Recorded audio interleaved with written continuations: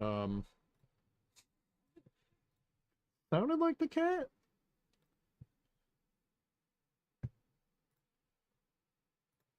That was funny. Boop, boop, boop. That's working good.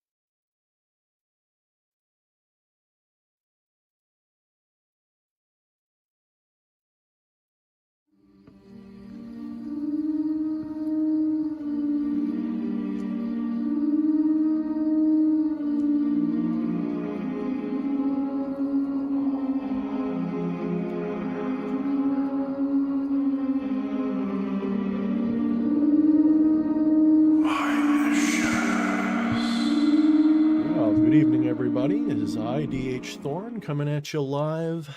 And sorry for jumping the gun there a little bit, but it's good to see everybody. I'm a little bit rusty at this. I looked at my stats, and the last time I did a live stream was back in March. I think it was March 14th or 15th or something like that. So where have I been? Well, we'll get to that in a few moments, but first, let's say hi to everybody. We have Kelly Meadows. She says, had a feeling you might be on tonight, and I'm glad I checked. There's no audio at all? Should be. It's broadcasting. Okay. Yeah, it's broadcasting. It's making all the wiggles. Anyway, Jose Munoz says, what's up, DH Thorne? And Within Sin says, hello, DH Thorne. Then there's this guy with like a purple plate for a picture donating 666. He's some kind of a wrench dude. He says, all the love, brother. Thank you very much, my beautiful friend. I miss you very much. Hopefully we will see each other tomorrow night and we'll do some gaming and stuff. And we should have you back on as a guest, of course, because we miss you and love you. So, yeah, it has been a hot minute. And basically, I've kind of like lost I've lost the flow on how to do live streams, but um, going on a month ago, I lost my mother. Um, and all of this began right around the end of January. In fact, it all sort of started actually during one of my live streams. She had called me. That's why I kind of ended it a little bit early. She wasn't doing very well. And it was a difficult night. But eventually we convinced her to go to the emergency room. And that began a 3-month long, plus really, like almost 3.5 months, ordeal. And it wasn't obviously worse for us than her. She's the one who suffered everything in the hospital and, of course, ended up passing away. But it was due to a combination of her own quirks, shall we say. It was a very difficult transition. I've seen only one other person I know actually had a harder transition out, and that was my aunt. She had cancer, bone cancer of some kind, and after doing her best to fight it, there's not a very good chance of surviving that. And I forget exactly how long it took, but it was pretty quick actually for a cancer. But very painful, very difficult, and she's probably the only person I know had like a much worse situation. So yeah, so my mother went very slow and very painfully, and at the same time, a lot of things were going on for my wife and I that were very difficult, and our own health and our own issues. A lot of things that normally, I lead a pretty blessed life. I lead a pretty charmed life. That's not to say I'm rich or anything, but I have that kind of happy-go-lucky life where even when things go wrong, there's usually a silver lining. But during this period for about 3.5 months, give or take, there was no silver lining. Every day was more than hard. There were days where my wife and I really, we had a really tough time. Just dealing with all of the going to the hospital every day, every other day, going to the rehab every day, every other day, realizing that this was coming close and not knowing what to do.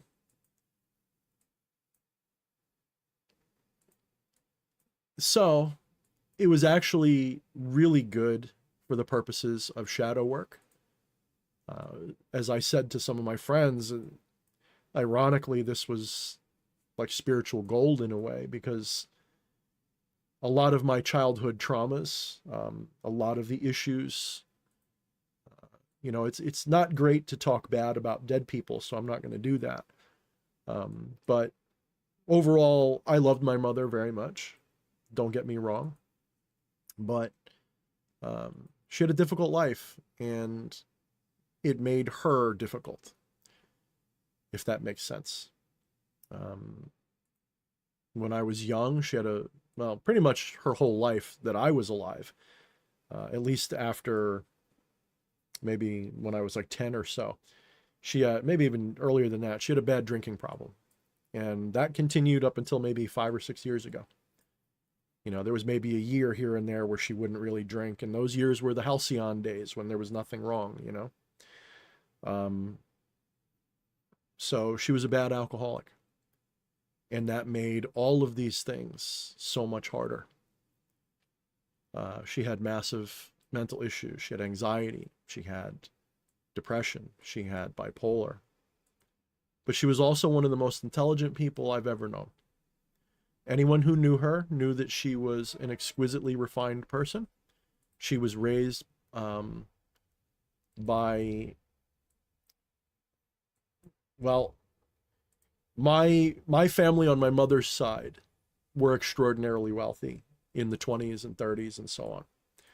And by the time my mother was born, my grandmother was no longer in the will, so to speak. She was given I forget what they call that. I don't know if it's like a disinheritance or what, but she was given some money, and that was that. You know, they said don't come back, and so they kind of broke up. But by the same token, some of that blue blood mentality remained.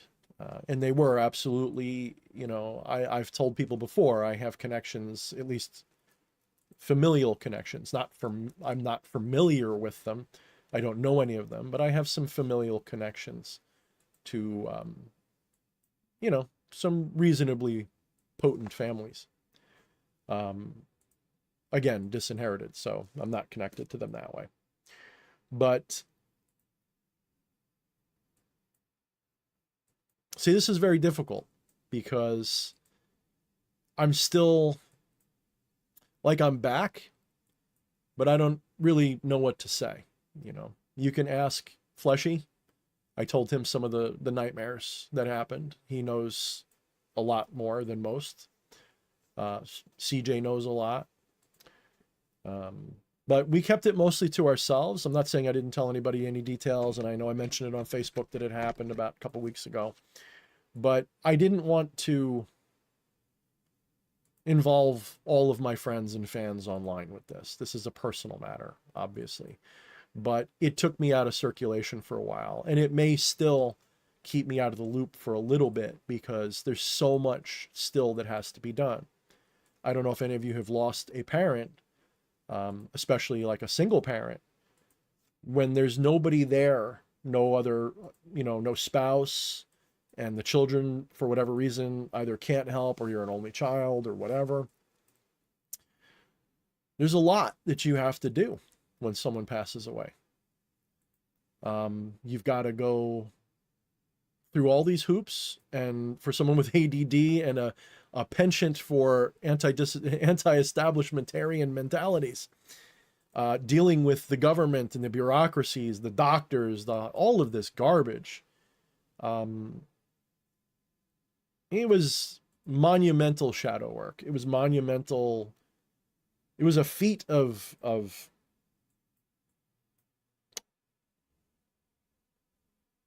determination to get through it. And watching my mother die that way, that was tough as hell. And if I seem callous now or like I'm not crying or something, you have to understand by the time she passed, it was a blessing. I miss her, even with all the dysfunction that we had. I did, and I still do love her. She is my mom, whether or not she was always right or good, or if she was abusive or whatever, she was still my mom. And she had a lot of good qualities. Like I said, she was one of the smartest people I ever met. One of the most determined people.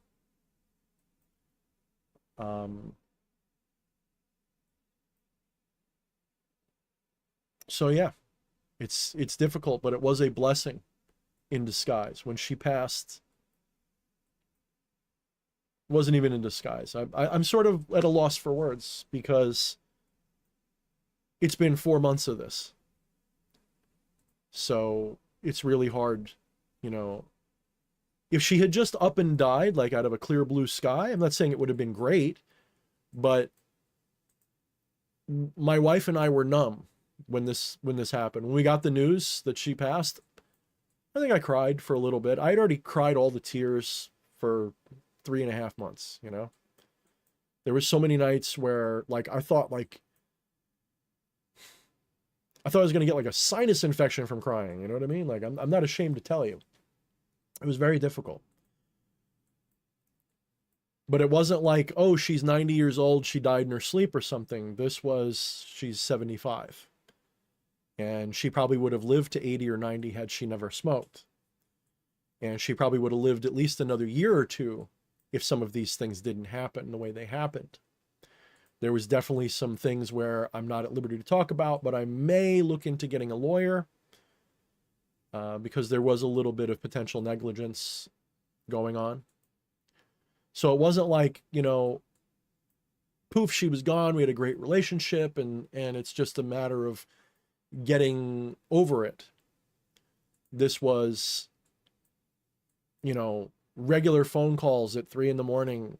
because she needed a nurse and they weren't coming, and her mental issues, especially near the end when the brain fog was maximized from her condition. She wasn't getting enough air.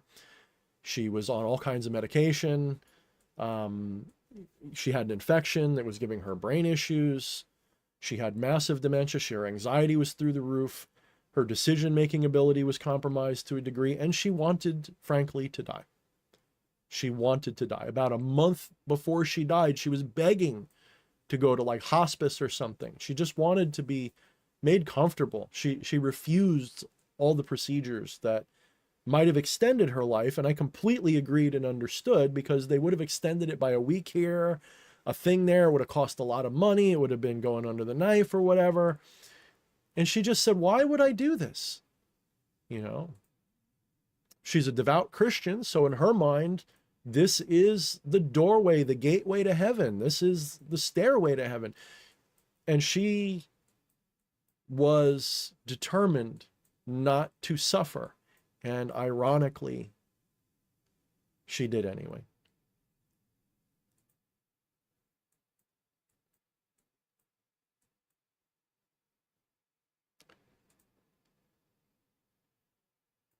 But with her passing, there's a kind of freedom that comes from that. You see, she had started watching my channel. She didn't like it because, of course, she's Christian. And there was a lot of things that made things difficult for us. But there's also a freedom to forgive. And this is probably the most important lesson that I in particular learned throughout this thing. You hear me saying these negative things. This is just kind of a letting go. Because ultimately, I loved her with all my heart. I know it might not sound like it, but that's because there's a lot of hurt. There's a lot of hurt there. And by the end, she was no longer my mom, the person with anxiety, my mom, the person who was a drunk, and there was so much dysfunction in my life growing up.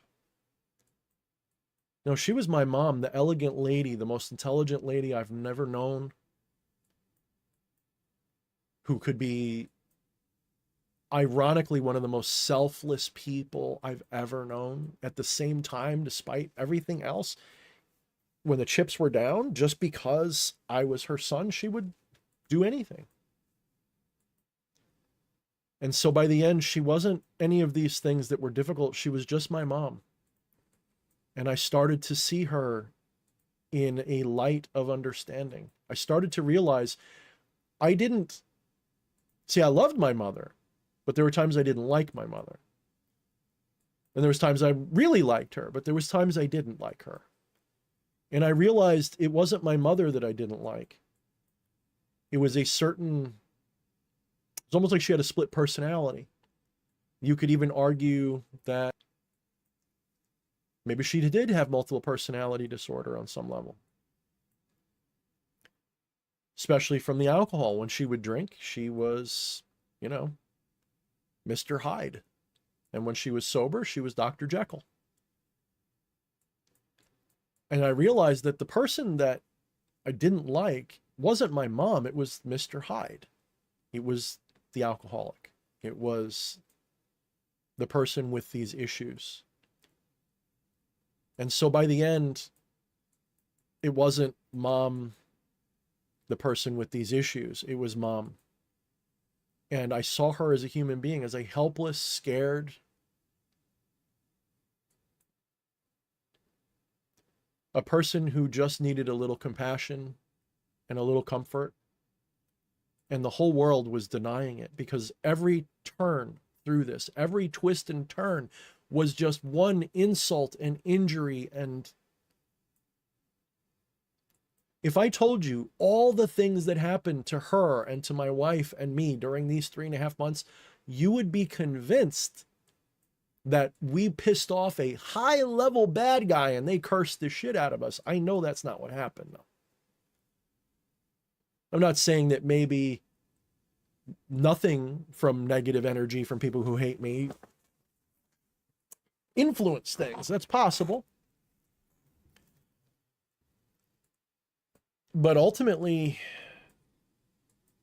we go through life thinking that life is supposed to be nothing but easiness and happiness. And we think that we're supposed to never suffer a bad consequence unless we really deserve it or something. But that's just not how life is. Sometimes life sucks. Sometimes shit happens. Sometimes a bunch of unintegrated shadows or undealt with issues, the things you're procrastinating about, the things you're not dealing with, come back to bite you in the ass. You smoke your whole life, you get COPD, you have these other issues, you're going to have a bad time. You eat too much, you don't do things to take care of your body, something's going to happen, something's going to give. Right? So there is consequence. Sometimes those consequences, it's not even a fault of your own. You didn't even do anything like bad. It's not like you did an injustice. So you have to understand, consequence doesn't just mean justice. Sometimes it's just a consequence. Jumping off a cliff isn't a sin, right? But the consequence is hitting the ground and potentially dying, or at least getting destroyed just the same. So none of this is coming out probably the way I want it to, but it's kind of all I got. It's all I kind of have room for when it comes to this. So by the end, there was complete forgiveness. Whatever had transpired, that was her earthly form. That was her physical form that I had that issue with. That was her soul peering through a very murky, cloudy screen. She didn't know what I know now. And I didn't know then what I know now. If we had all known the kinds of things that I know and believe now, her and my life probably would have been great. Maybe we would have healed something a long time ago. So, as another consequence, there was a lot that was unsaid.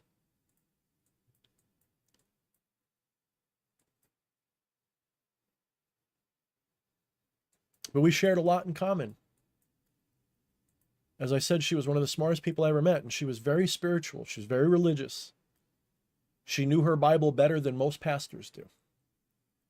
And she and I would have wonderful dialogues, because as much as she was a born-again Baptist type who didn't really agree with me when I would say certain things, the principle she understood, and she did. In fact, she would probably hate to hear this when she was alive, but if it wasn't for her, I never would have pursued mystical studies and occultism and things. She had often told me one of her favorite lines in the Bible was, "Seek and ye shall find." And I agree that that is one of the better lines in the whole Bible, because it transcends anything the Bible itself might say.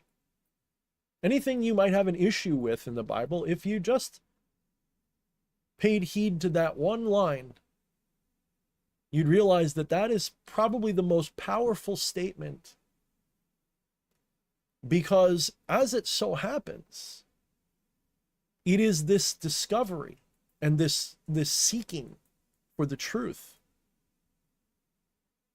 which I don't know if I would say it's an objective meaning, to reality, but it is absolutely the process that we are enduring as souls on this journey of life and the afterlife and so on. It is very clear to me, and there are studies that show that when we seek, when we are on a path of discovery, the universe rewards us. Spirit rewards us. Consciousness rewards us when we endeavor to know. And I don't mean just like seeking buried treasure. I mean, when we seek the knowledge of the truth itself and all the ways it can manifest, when we just approach life like a child in wonderment, the universe responds in ways that are remarkable.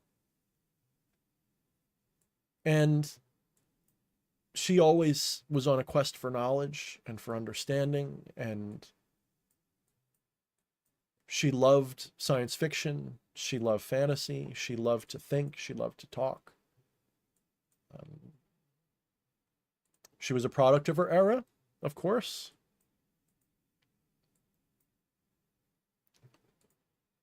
So there was some, issues with that.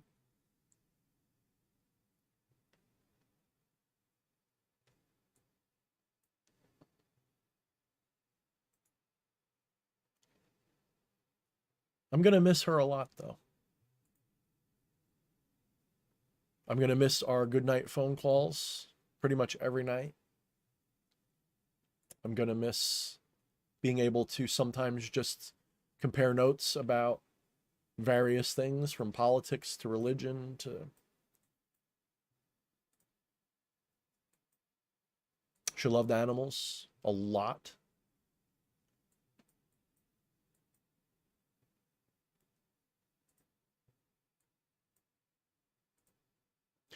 So I'm going to change subjects now.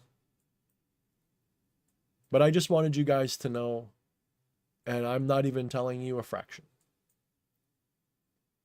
but I wanted you guys to know where I've been and why I haven't been around.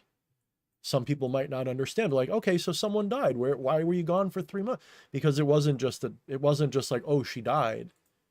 This was, my wife and I were the only people that were able to even visit her. For 3.5 months, outside of the staff, my wife and I were the only people, just about. She had a visitor near the end, 1 or 2.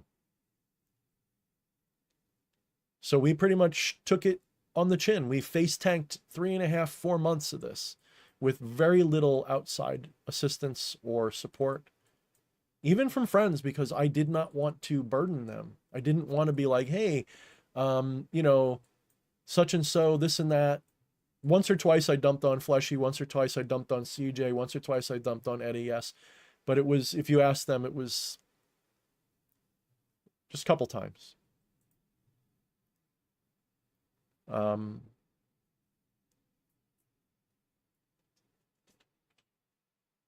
I could have come up on here, oh, my mom's dying, donate to this research. I could have done all that. I didn't want to do that.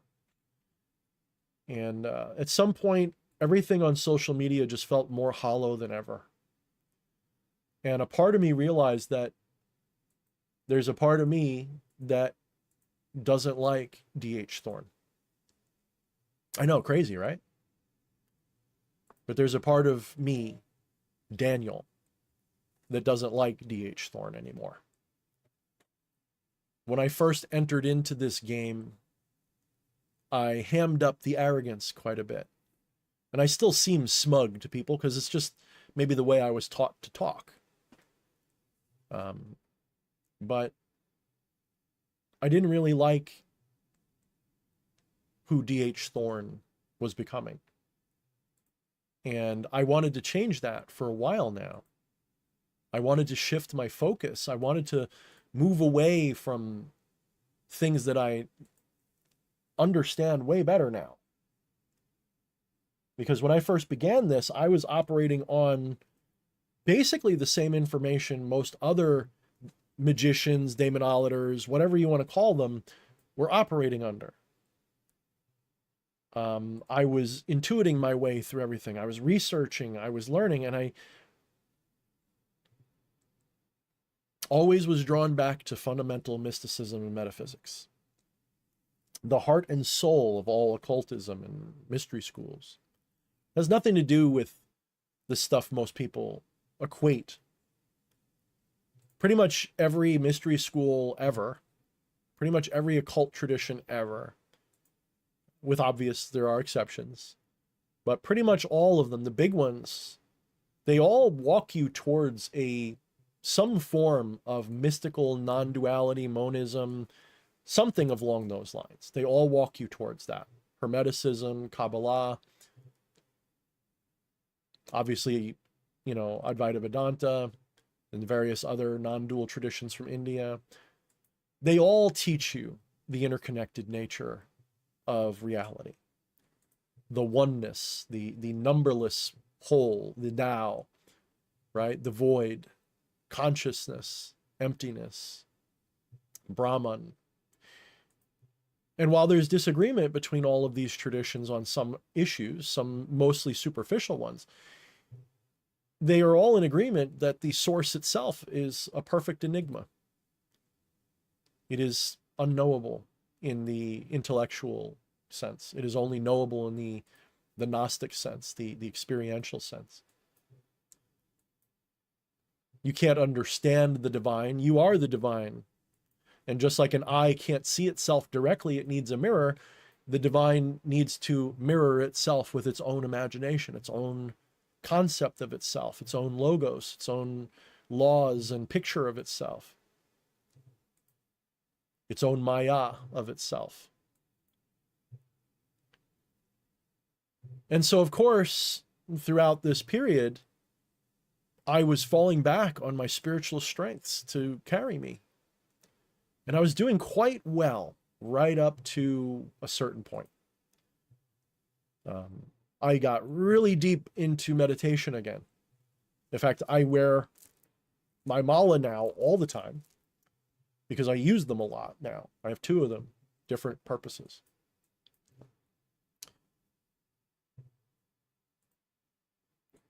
I even got into a very specific form of Kundalini exercise, which has been working quite well. I might actually do a video on that, but I'm more inclined to probably just link to the person who I got it from.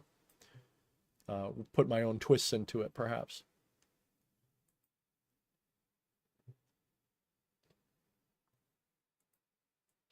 So there's a lot of stuff that helped me through this. But there came a point where even that was tested. And there was a moment there where I felt enlightenment drift away. Meaning, on some level, whatever enlightenment I had attained wasn't the permanent kind.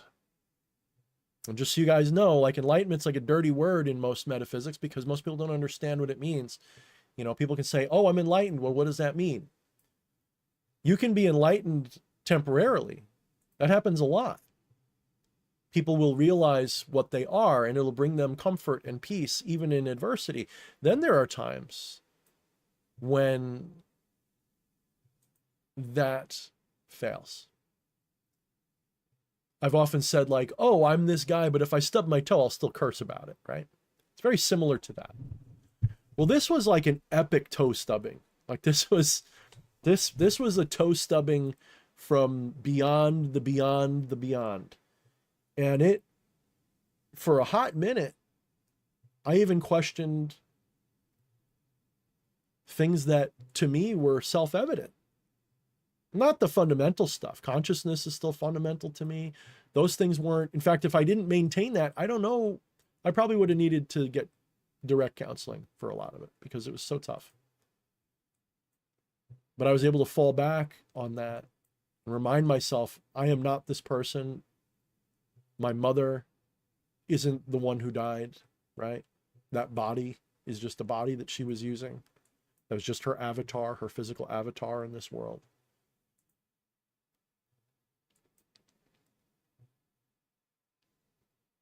But it brings up all the tough questions. What happens when we die? Well, you don't, first of all. I know that for a fact. You don't die. But your persona, your body, well, that's going to go away, at least as far as you're concerned. It's still there temporally. It's still there in, you know, the infinite now. It's still there, but you're no longer using it. And so you lose that.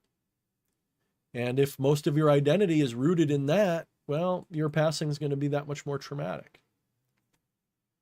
The next layers of your subtle body, you have your energy body, you have all this and that. Well, your mind, your persona, your archetype, your quirks, all that stuff, your memory, those things are different. Of course, a lot of people will tell you that your brain is what does the thinking, your brain is where memories are stored. I differ completely. I don't agree with that. I think the brain is an interface between the planes of spirit and the planes of physicality, which the difference between them is more about limitations than anything else. They're not literal planes in the sense of physical, geometric, you know, layers and those are all maps of consciousness. They can manifest almost any way. Multiverse, different planes, different worlds, you know, different fields of perception. So when the body goes, well, that just means you're not watching that body anymore. You know, it's returned to the earth. It's cremated, it's buried, and it rots. Whatever happens, it's you no longer watch it anymore. It's no longer your abode. It's no longer your Temple of Solomon. By the way, that's what that means, the Temple of Solomon, by the way. That's the Temple of Sol Om Un.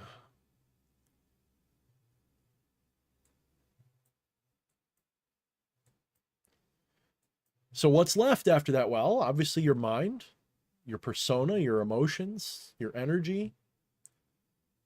I believe your memories. I believe that you have better access to memory when you're outside of this limited incarnation. But we also have a misunderstanding about memory. We think memory are these pictures and words in our head. We think that when we think back about something from our childhood, that we're literally watching a recording, and there's nothing like that's going on at all. There's no such thing as a recording in this context. There is simply an awareness. And when you point that awareness in certain directions, your mind will manifest that anew. Most of you probably don't even know this. When you're thinking about a memory, everybody listening, go back to the first time you rode a bike. Try to remember that as vividly as you can. If that's not good enough, remember what you had for breakfast yesterday. Let's do that. Everybody remember what you had for breakfast yesterday. Try to picture it, try to taste it, try to hear it, try to describe it to yourself. And then realize that whatever you're witnessing,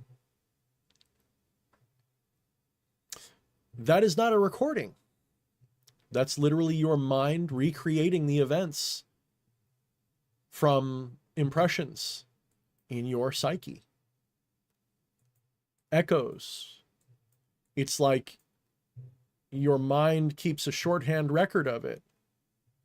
A bunch of bullet points to recreate, and it does. It's like almost like think of it almost like procedurally generated video games where you have a seed and an algorithmic code which will read that seed and output different planets and trees and whatever else. Well, in a very similar way, what you call memory is a return. It's a recollection of that seed, and your mind manifests it afresh. Maya recreates it. It is, so you're not recalling a recording. There's no recording involved. It's not like your brain is storing moment by moment like a hard drive. It's not like your soul is recording moment by moment like a hard drive. there is, we could say, Akash, but Akash is timeless. It doesn't get written into. Time doesn't get written into Akash. The whole idea of an Akashic record is fine, providing you recognize that whatever that is, it's not a recording happening moment to moment. It is something that's always been there.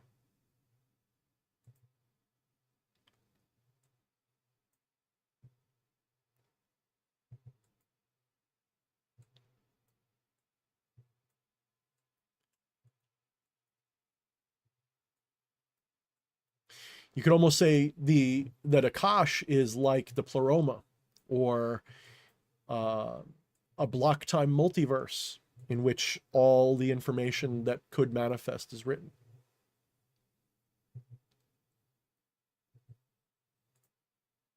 So I would like to change subjects in two things. So I'd like to go through, if you guys have questions or comments that you want me to discuss, if you even want to talk about current events, that's all fine too. But let me go back in the chat here. Still don't quite have my mojo back for being a ranter. But all right, let's see. Jose Munoz says, long time no see, dude. Exactly, Jose. Sorry about that, but thank you for watching. Jean-Paul is a beautiful name, beautiful French sounding name, Jean-Paul. Hello and greetings from Argentina. That's also a beautiful, beautiful country. My goodness.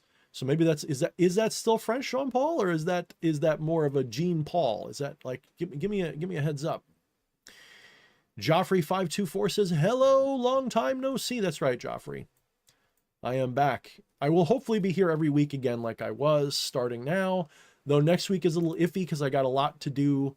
I got to clear out the apartment and I'm running out of time. And I got literally that Thursday is the night before we're supposed to get everything out. So there's a good chance, unless I'm done with everything, that I won't stream that night. Or if I do, it might be at a weird hour, or who knows, I might even do it from what's left of her apartment. Who knows? So we'll see. And Jose Munoz says, really sorry to hear that, dude. I appreciate that. Thank you. Jason, what's up, my brother? He says, I am here, DH. And another Jason, I think same guy, but maybe not, says, much love. Nice to see you, DH. Everybody's saying sorry for your loss. Jose Munoz says, my great-grandmother also died of cancer about 1.5 years ago. My condolences, Jose. That grandmothers can be tough too, especially if you're close. That can be very tough. Krasinski says, wishing you the best. That's a difficult thing to go through. It was. And I'm not, I mean, listen, I'm not even giving you the tip of the iceberg, and I don't want to tell you everything. I don't want people to be like, oh, poor Thorne. I just want you to understand why I'm a little off. If I seem a little shell-shocked or like I don't have interest in this, like I'm burned out, or if I haven't been around, it's because of this. And it will pass. I mean, for fuck's sake, she only passed a couple weeks ago. And for some people, that's more than enough time.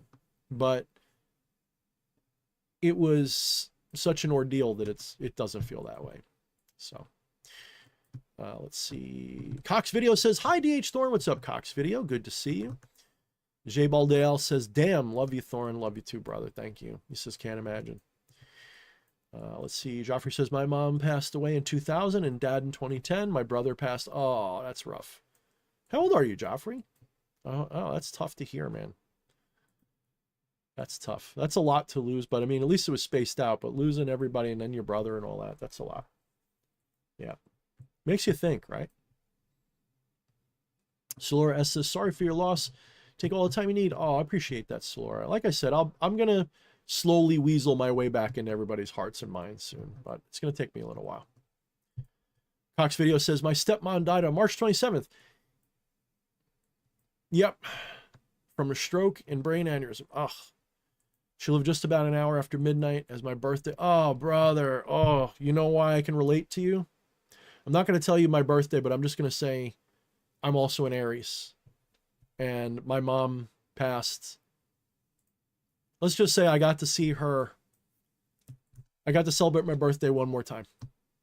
So I wish I could hug you, Cox, because I can imagine that had to hurt. Especially if you're close. That's rough. But I was lucky that I could celebrate my birthday one time with my mom one more time.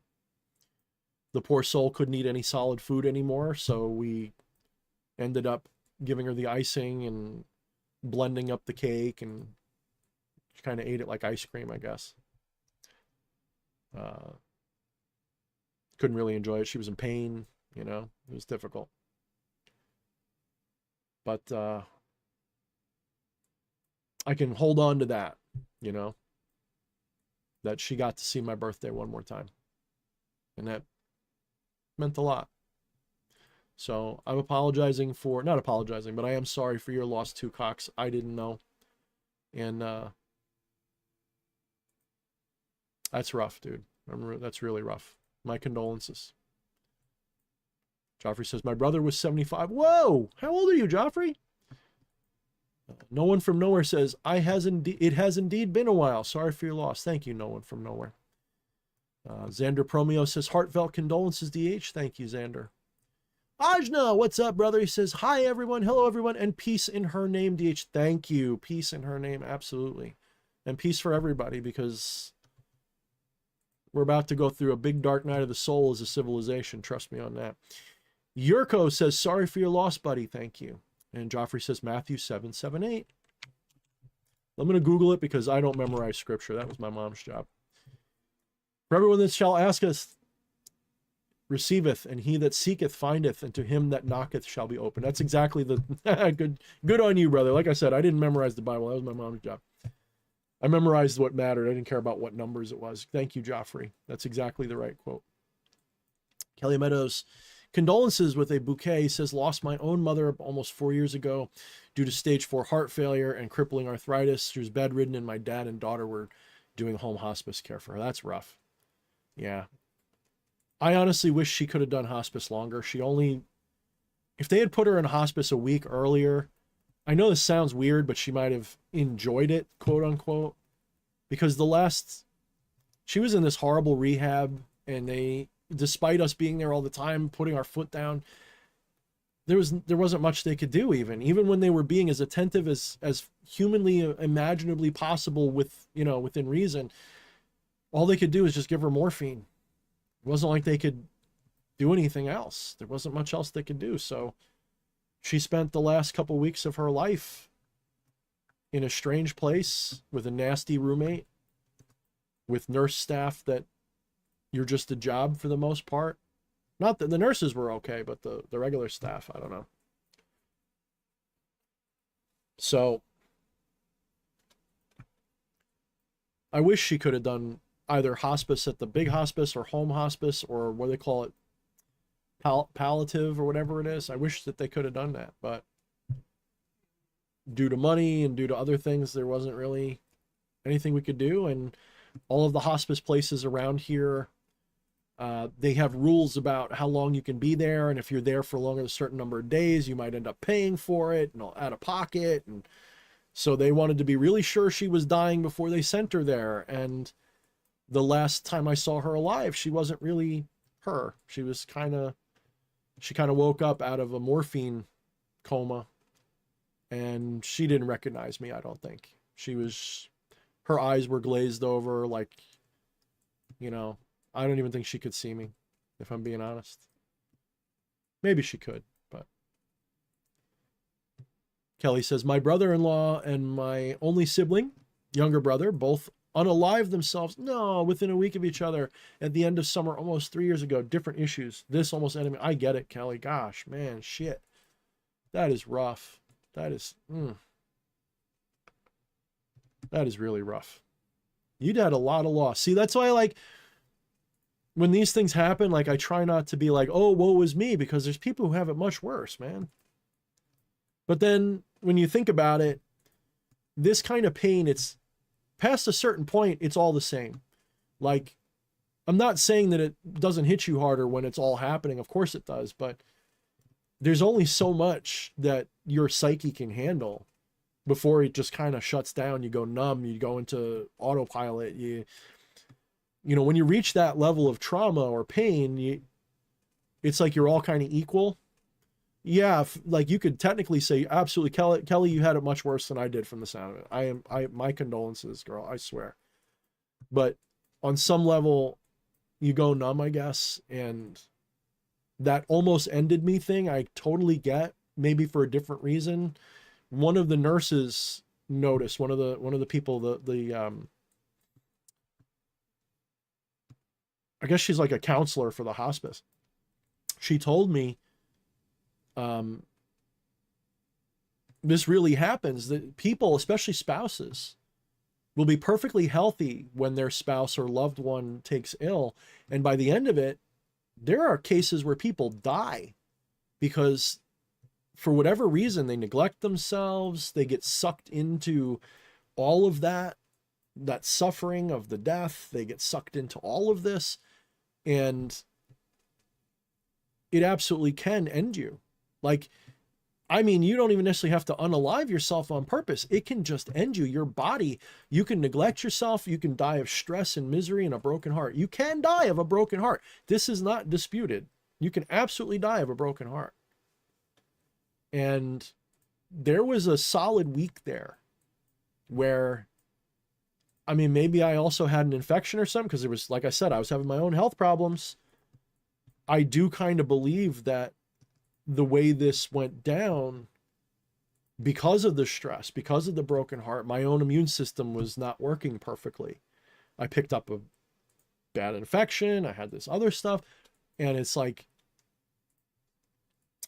there was a solid week there where I would get up and I felt this just inflammation in my body. I couldn't function. It was as much as I could do just to get out of bed and put clothes on and take a shower. Like that. So there were days where just doing that, I felt like I accomplished something. There was a couple weeks there where I think the whole week I got 3 hours, 4 hours of sleep.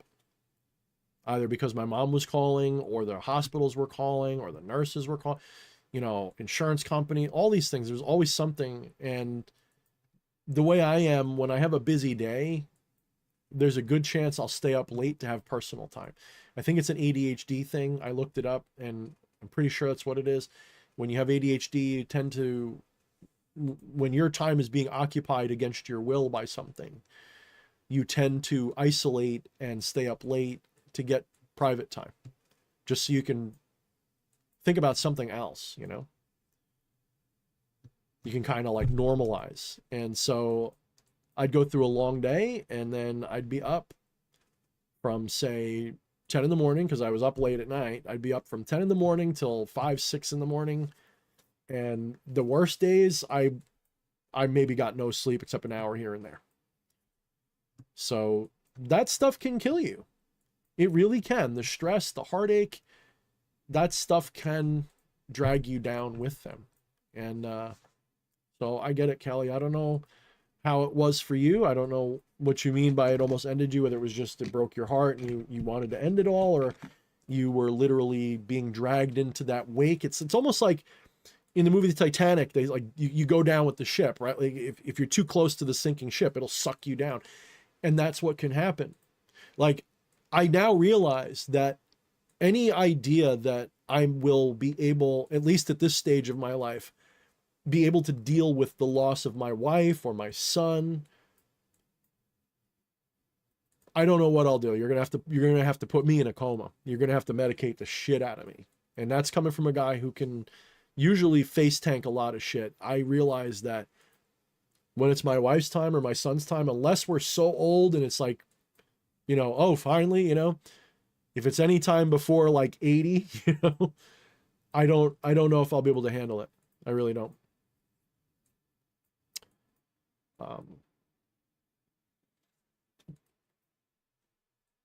So Evan says, thanks for all the lessons the last four years. Ooh, excuse me. And he also says, sorry for your loss. Evan, you are very welcome.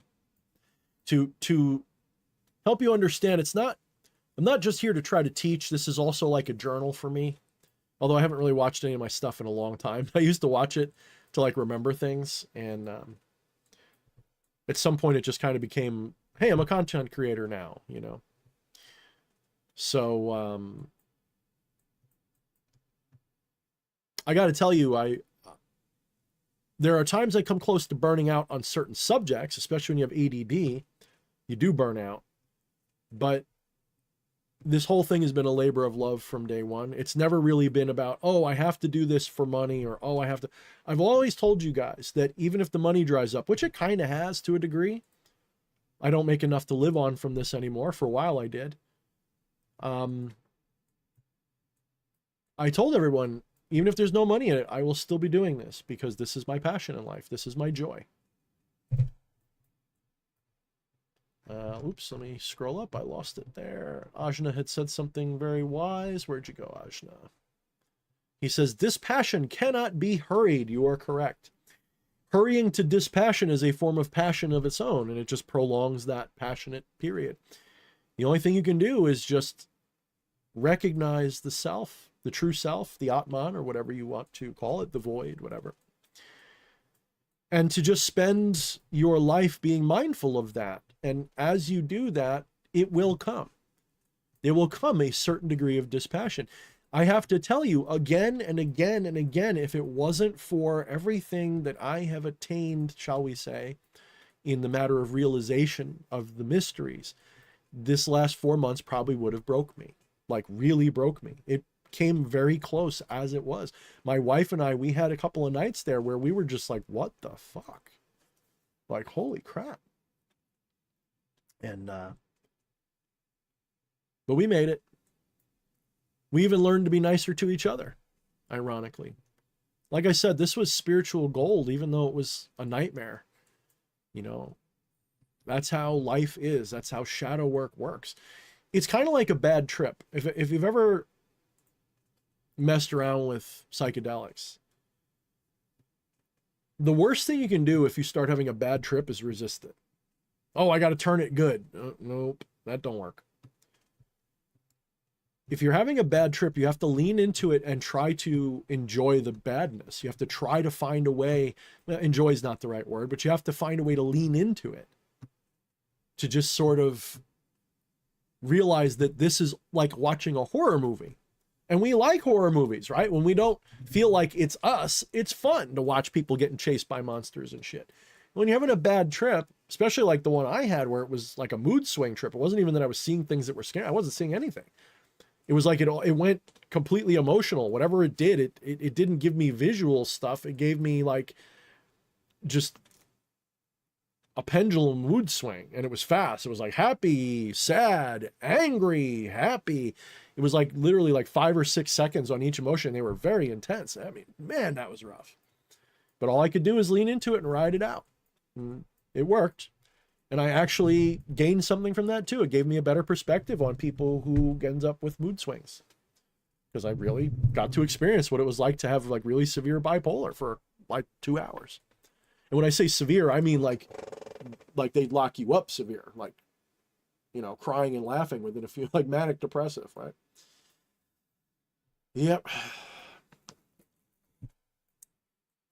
Devon McLean says, I remember hearing about how we remember things slightly different each time we try to remember. There are a couple of ways to look at that.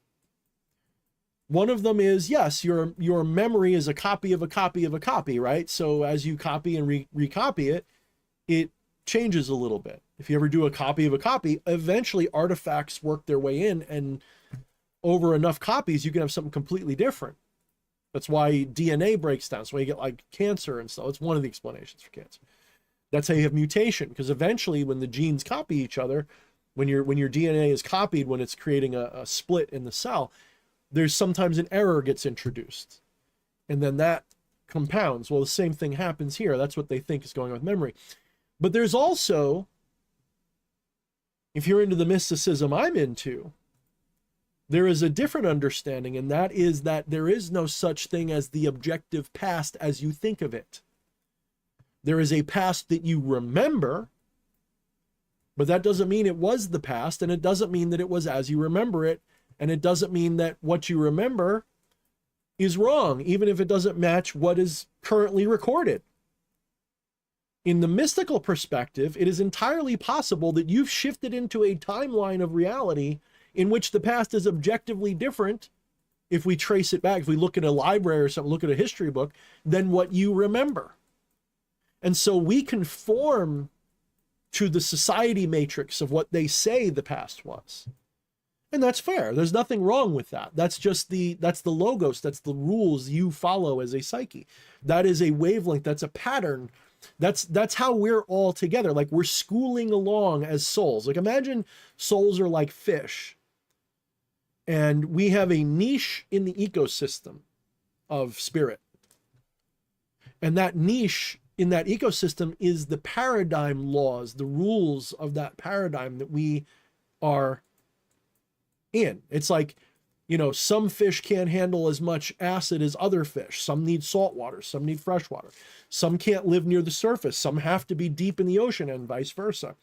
So in a very similar way, we're all like fish as souls that are schooling or shoaling together because we share certain psychic, you could say, patterning or vibration or expectation or belief, energy. All of these different words work, whatever your language requires it to be. And so we kind of school through a paradigm of natural law. And that paradigm is actually what shapes everything. As you mature as an incarnate being, you develop a more and more patterned, or should I say, you become aware more of the pattern, rather, that you are psychically attached, because that patterning is not something you're consciously aware of. That patterning actually happens before what you would call conscious experience. It happens, it's part of your causal body in the subtle body metaphysics of India and many other cultures. It would be part of your causal body. It's the archetype, it's the path that your psyche is following. It's the set of rules that your psyche vibrates with. It includes things like, I am limited to cause and effect in this material world. I am, my past is determined by what everybody else tells me it is. You ever notice that? That's what I was getting at before. Your subjective past is not determined by you. It's determined by society. Did you ever think that that might be interesting? That we exist in a culture where the past is not decided by the person who witnessed it, but by the society that runs everything. And then that society has the audacity to shape history, to rewrite history, to make it what they want. That's magic, by the way. That's a form of magic. You are controlling the psyches of others. That's a form of black magic when you change history on people. But there, in the deep metaphysical mysticism in which I ascribe, there is no objective past in the linear sense that people are normally accustomed. So whenever I have a memory that is different from what is recorded in the current society, I have an option to say, I might have jumped universes, Mandela effect style. I remember this differently. Does that mean that I am remembering it wrong? Or is it possible that I was in a different timeline and shifted to this one? Now, you can easily go crazy with that. This is why it's kind of an advanced technique of magic, an advanced technique of mysticism, because you have to find a way to stay grounded. And you have to accept that your memory may not always match. And you can't be like, oh, well, I remember it different, so therefore you're all wrong. I remember the sky was purple yesterday, and you're all wrong. Something happened. No, nothing happened. You just moved into a different paradigm. You moved into a different timeline. Or you just have a faulty memory. You see, in my metaphysic, there's almost no limitation. In fact, there is no limitation except what your causal body, your psyche, is encoded to follow as a pattern. Think of it as your operating system. And there's a lot of room for it to do whatever it wants, but within those parameters, there's limitations. You can only go, you can only experience time in a linear way. You can't jump the track, right? That's a rule that your psyche has adhered to, at least while it's incarnate. In fact, every mystical tradition known to man agrees that time is the most illusory of illusions. When we say time, I don't mean change. Change is obviously a real experience. But time as a flowing of energy or something, it's backwards. Change is a consequence of a shifting of perspective through the infinite potential of whatever source, Brahman, whatever you want to call it. It's not as if there is a hard past. There is a present from which we determine what the past was, and a future which we imagine before us, and that's a set of choices. It's always about choices. It's not about actions. Actions follow choices, even subconscious choices, even unconscious choices. They're still choices. Causal body again. The will, the Tao. So this is why it is said by certain mystics, whatever you're going through, you chose it. I chose. My mother chose. My wife chose. My dog chose. Her cat chose. Her neighbors chose. All of our friends and family, we chose to witness her death or to have it happen in our lives. For all we know, she didn't die in her own world. Maybe she lives forever. She's got that, quantum immortality thing going on. Maybe she jumped to a timeline where they cured her and she's still alive and we're still family, and it's possible. It's out there in the multiverse if you believe what I believe. Somewhere in the multiverse, that reality is possible, if not completely inevitable. So this is why I don't really grieve the same way most people do, because to me, death is not the end. It's a loss in the sense that I've lost contact. That's what makes it sad.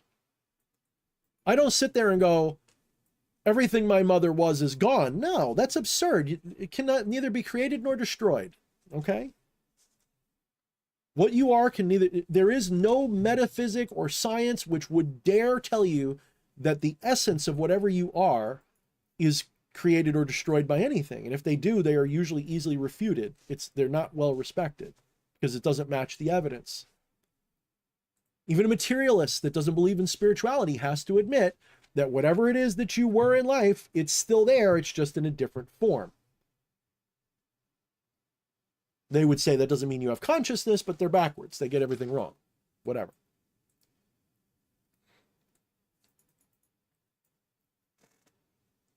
In the spiritual sense, whatever she was, the essence of her persona, her jiva,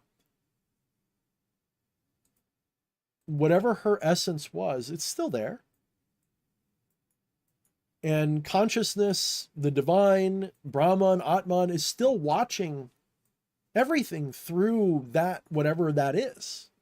Whatever form that persona is in now, it is still conscious and it's still experiencing. It's just a question of what. And I'm here to tell you that, to my understanding, which is limited to whatever I can get through this veil of mortality, my belief is that there's no limit to what comes next. It can be anything.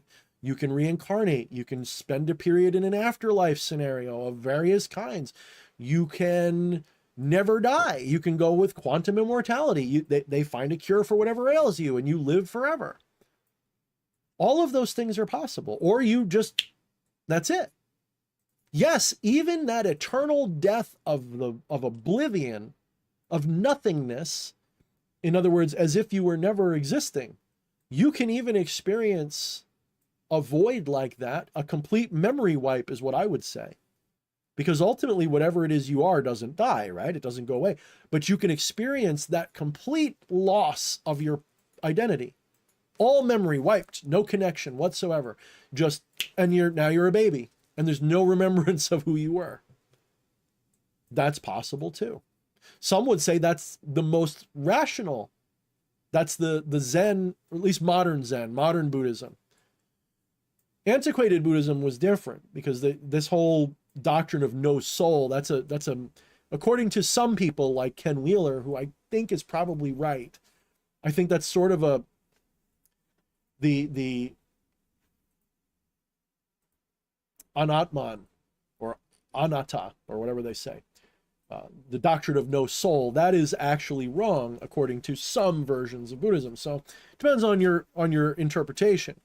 But if you have the modern interpretation where there is no soul and when you die, that's it, even then, it's not, the implication is you're just losing that person.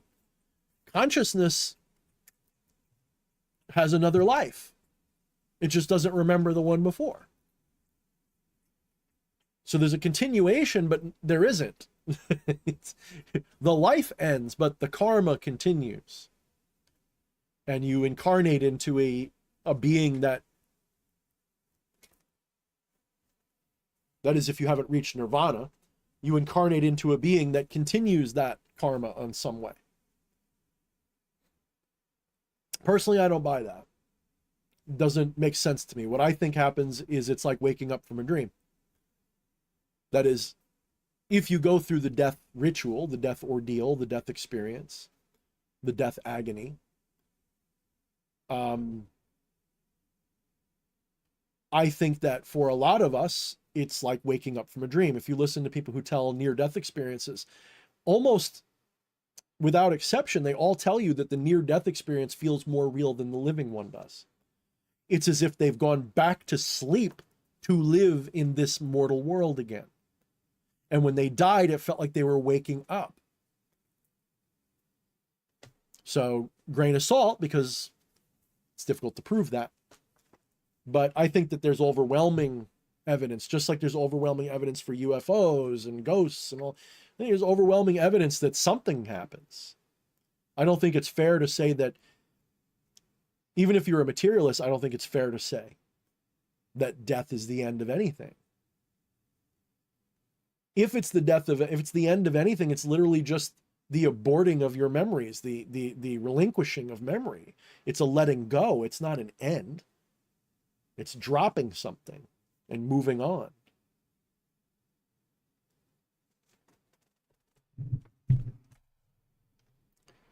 Let's see. Jose Munoz asks, D.H. Thorne, do you think we're really headed towards World War III? It's going to look that way. It's going to look that way. It is absolutely going to look that way. And we're going to come right to the brink. And if you're following the timeline I'm following, it won't actually happen. That doesn't mean we won't get a mushroom cloud. That doesn't mean we won't get mobilization. Doesn't mean we won't get people starting to shoot at each other. It means that I don't know how severe it's going to get. I just know it's not going to be absolute doomsday. Even if I wasn't intuitive, even if I didn't have my guides telling me, even if I wasn't into certain conspiracy theories, because they're not theories, even if I wasn't connected to people who have the ability to give me at least some hint as to what's going on, although I haven't talked to them in a little while, so my data's outdated, I could be wrong, but they were pointing. These are people who know 33rd degree Masons, or they are, or whatever. Well, they know them really, because there's only a handful of 33rds, but they can't tell me what's coming, but they can say, hey, check this out. This stuff's important. There's something true to this. This movie tells you something. This science fiction book is soft disclosure. Shit like that. And when those people tell me those things, I at least note it down. Because they could be lying, but I at least research it. And when I do, sure enough, I find, hey, there's some evidence here.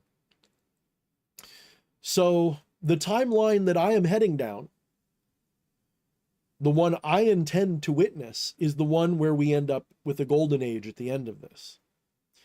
And I can tell you, I am not the only one. If you know where to look, if you tear your eyes away from your pessimism for a moment, not accusing you of anything, by the way, but if you, whoever you are, the general, the royal you, if you can tear yourself away from the negativity for a moment, the pessimism, and start not looking on the bright side, but start looking. See, this is where things get dicey, because in our civilization, it sounds like I'm telling you to delude yourself. Well, it only looked like delusion to the outside. To the inside, for all you know, everyone that you think is delusional for believing something that's bullshit, that person has moved into a timeline or paradigm in which that's true. And you don't see that because you're locked into the paradigm where they're crazy. Remember what I said earlier about the psyche, the causal body is patterned. It is resonant with a pattern or frequency, whatever your vocabulary requires. You are locked into that paradigm. That means that for you, anything's possible. Anything's possible. But for people around you, they're absolutely limited to what you expect. And when I say what you expect, I don't mean your incarnate mind. I mean your higher self, your psyche, your deep self, your inner sheaths or outer sheaths or whatever your language requires, your psyche, your causal body, your mind, whatever it is, the non-physical, that's not limited to this, but it limits this, it shapes this. That's what magic works through in most cases. It's a psychological operation. Anyone who tells you magic is like a physical cause and effect, even spiritual cause and effect, like, you can work with it that way and it'll work. But the highest level of understanding is magic is always psychic. It's always about the psyche, psychology, spiritual psychology. Candles, I've been telling you from the very beginning, candles, for example, there's nothing to candle magic. It's literally just a blob of wax that you set on fire. You can dress it with anything you want. You could dress it with unicorn blood. I don't care. It would still just be unicorn blood. There would be nothing special about it.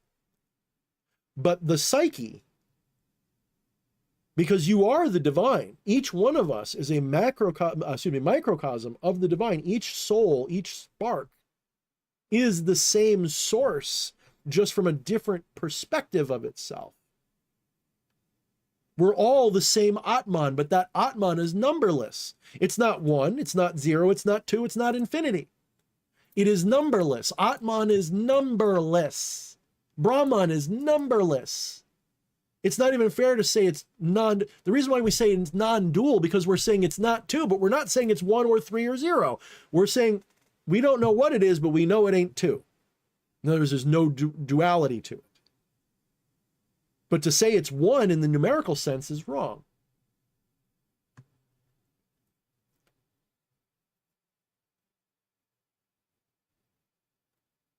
So this numberless self,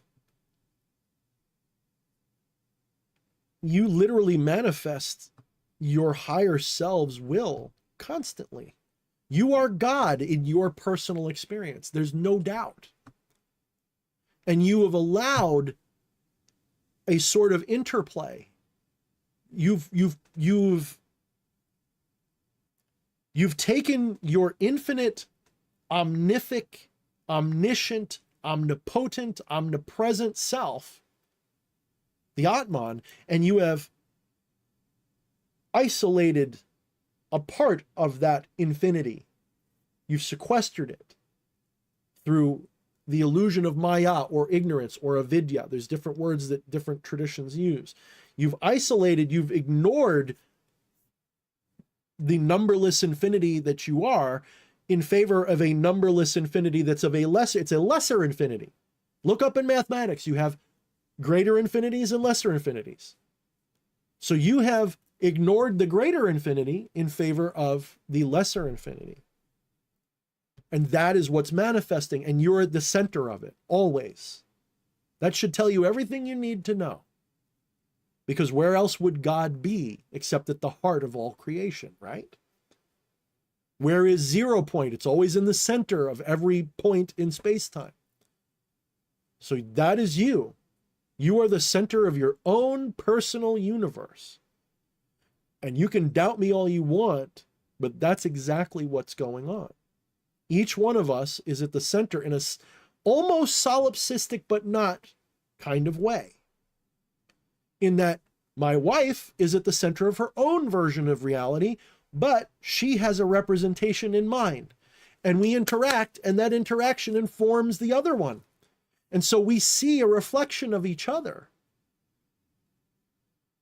But we never see each other directly. We see our own version of each other. No one in their right mind would dispute that, not a materialist or a metaphysician like myself. No one who has a rational mind would dispute what I just said. They might dispute the context in the way I'm saying it, but everybody recognizes we all have our unique perspective of reality, and no two people have the same perspective. But you can take that idea to such a deep degree that you can realize that you, Jose, you decide. And I don't mean Jose decides, I mean your Jiva and ultimately the Atman decides what paradigm, what timeline Jose is going to witness. You've already decided, you're just learning why, to put it in the Matrix quotation. You've already made the decision, you're just now finding out why. So Jose, when you ask me, don't ask me if we're really headed towards World War III. That depends. Are you going to school with me to the timeline that I know I'm going to experience? Well, Thorne, you could be wrong. Thorne can be wrong, but not me.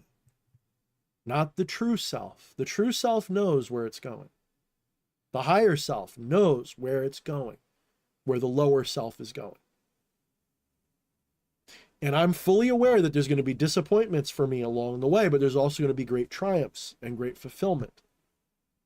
And some of you are going to say in a year or two, you'll be like, Thorne, you lied. You said we were going to the golden path and World War III is happening now. Fuck you. No, that means you are witnessing World War III. This Jiva, this soul, this self is not going to witness that. But D.H. Thorne in another timeline probably is certainly going to. But I'm not going to be there. I already know I made the jump. I know when I made it roughly too. And I'm not the only one who made it. I know at least one other person who thinks that they made it too.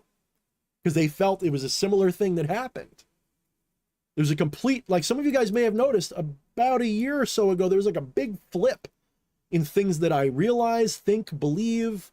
The alien issue, a lot of doors got kicked open for me. A lot of changes started happening.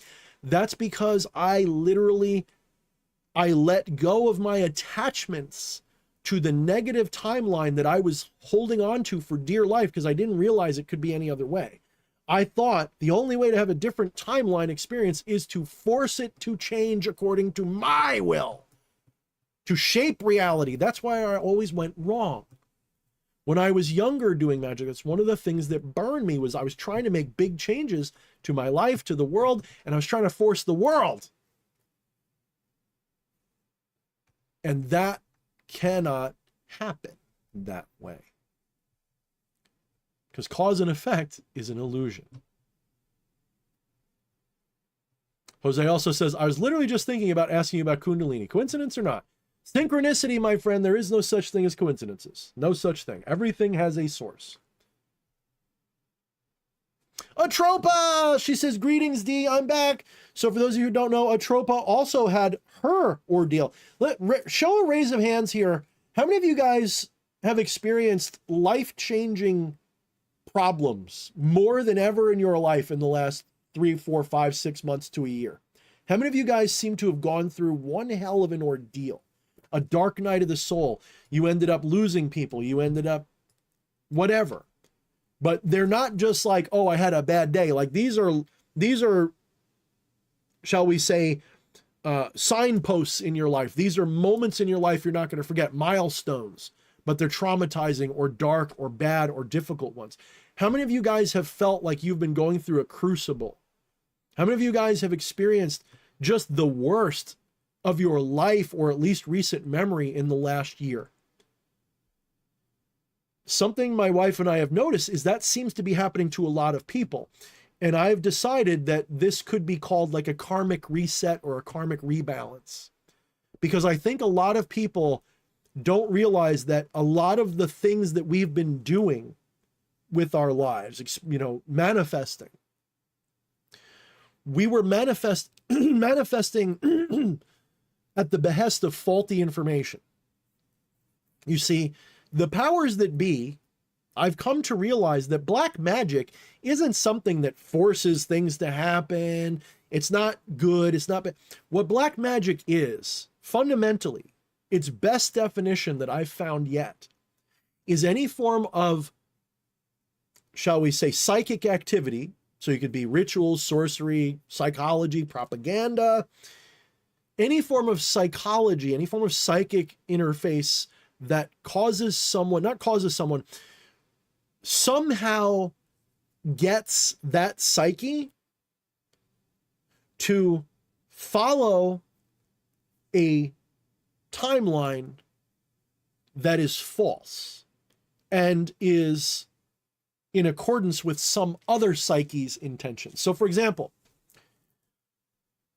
if you propagandize an entire planet into believing that metaphysical reality is wrong and only materialism is right, that is a form of black magic, because now you've got everybody on this planet limited to that materialistic vision while you're not.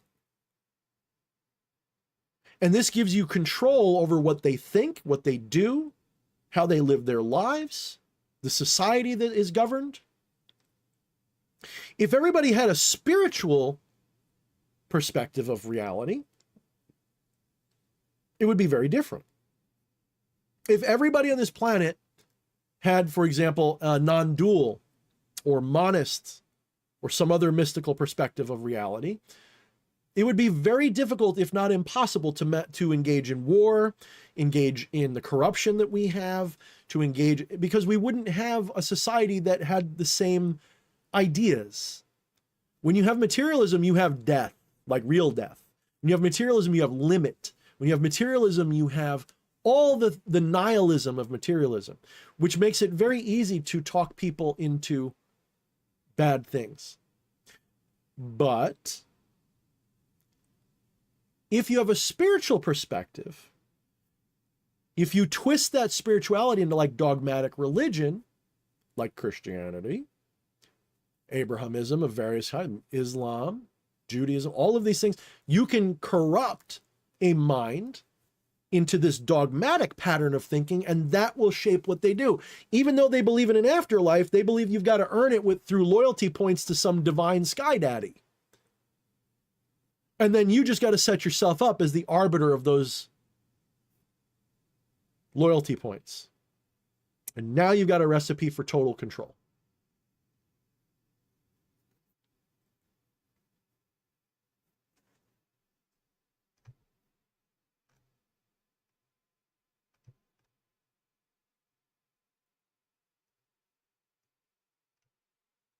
Oh, you guys have been chatting up a storm. Let me find myself here.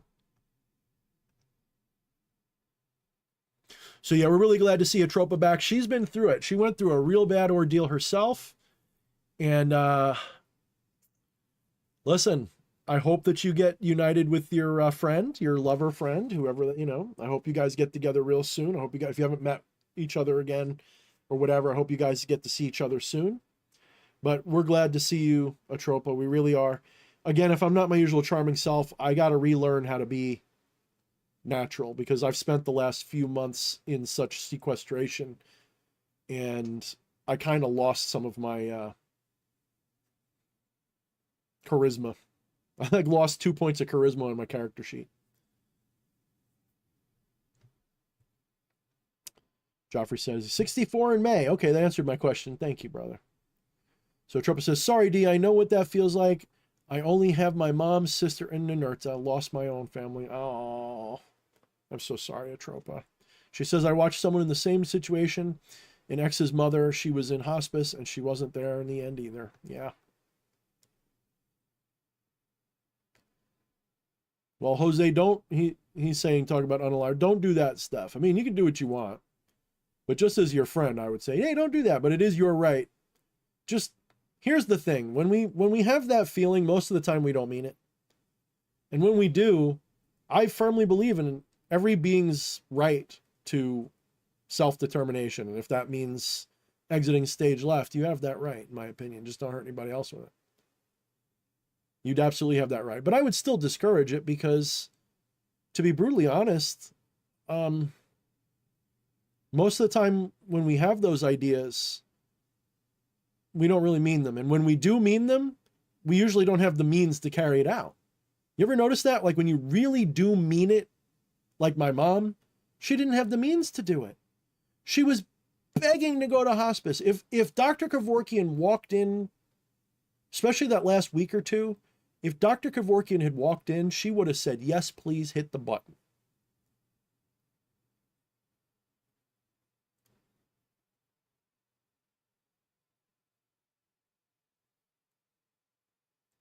It is ironic that very often when we really mean it, like really mean it, that's when we have the least ability to carry it out. That's not to say that everybody who unalives themselves didn't mean it. Obviously they did. But my point is that most of the time we don't mean it. That's just a way to traumatize ourselves. In fact, I have a theory that, and I'm probably wrong about this, I'm not a psychiatrist, but though I maybe wanted to be at one point, or a therapist or whatever. I have a theory that one of the reasons why unaliving occurs to us is a way to shock the system, like snap us out. Because there was one time I've never been suicidal in my life. But the one time that the thought was entertained in a way that wasn't just, hey, that's an interesting idea. But I mean, like I was feeling really low and it was like, maybe this is I wasn't really thinking it, but it was like, this is an option, right? The thought of that, along with some of the actions I was taking, I wasn't killing myself, but some of the self-destructive actions I was taking, like as a cry for help, those things snapped me out of it because I realized, are you fucking serious? Like, you realize what you're saying, right? And the feeling that welled up inside me was what made me not do it. There was a certain satisfaction. It was like I punched myself. It was like I slapped myself out of it by actually entertaining the idea. And in a way, that saved my life. Because if I hadn't had that moment, I might have continued down the dark path I was going down. So, see, this is the thing. I don't judge stuff like this harshly. When someone says, oh, they unalive themselves, I go, well, that's a tragedy, but only for us. For them, who knows? Maybe it was or maybe it wasn't. So it's not like I sit there and judge it like, oh, they're a sinner or they made a mistake or how stupid. Rather, it's, I'm going to miss you, so I would prefer you don't. Right? And whatever suffering you're going through, find help, man. Don't suffer in silence. But at the same time, sometimes you have to. Sometimes you have to suffer in silence to realize what a bad idea that is. Sometimes we have that thought. It's a little evil thought. It just wants to be heard. It's a shadow. It wants to come out, and you're ignoring it. You're not processing. You're not integrating whatever darkness is making you feel that way. And this is a way to shock the system and say, this is fucking serious. I don't want to live anymore. Well, that's a way to shock the psyche, because the psyche goes, whoa, what? Why not? What do you mean you don't? Isn't this cool?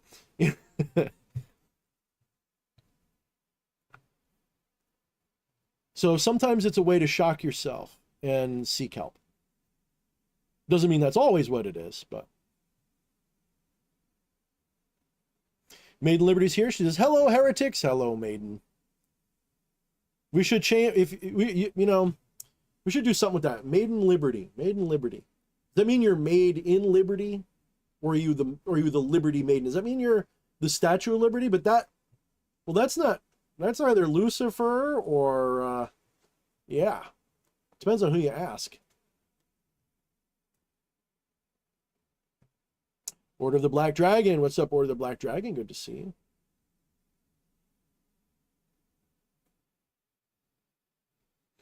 Jam Hatter says, embrace the suck. Exactly. You got to lean into it, man. You absolutely have to lean into it.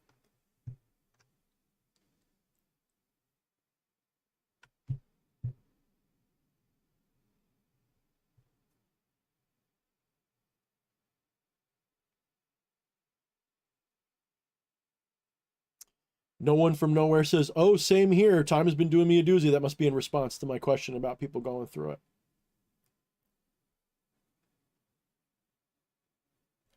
Ninart just said something beautiful. He says, she's still there, DH, referring to my mom. Life is eternal infinity. Exactly. So there's nothing gone. We've just moved on from each other. We're just no longer looking at each other right now. And that will probably change again at some point.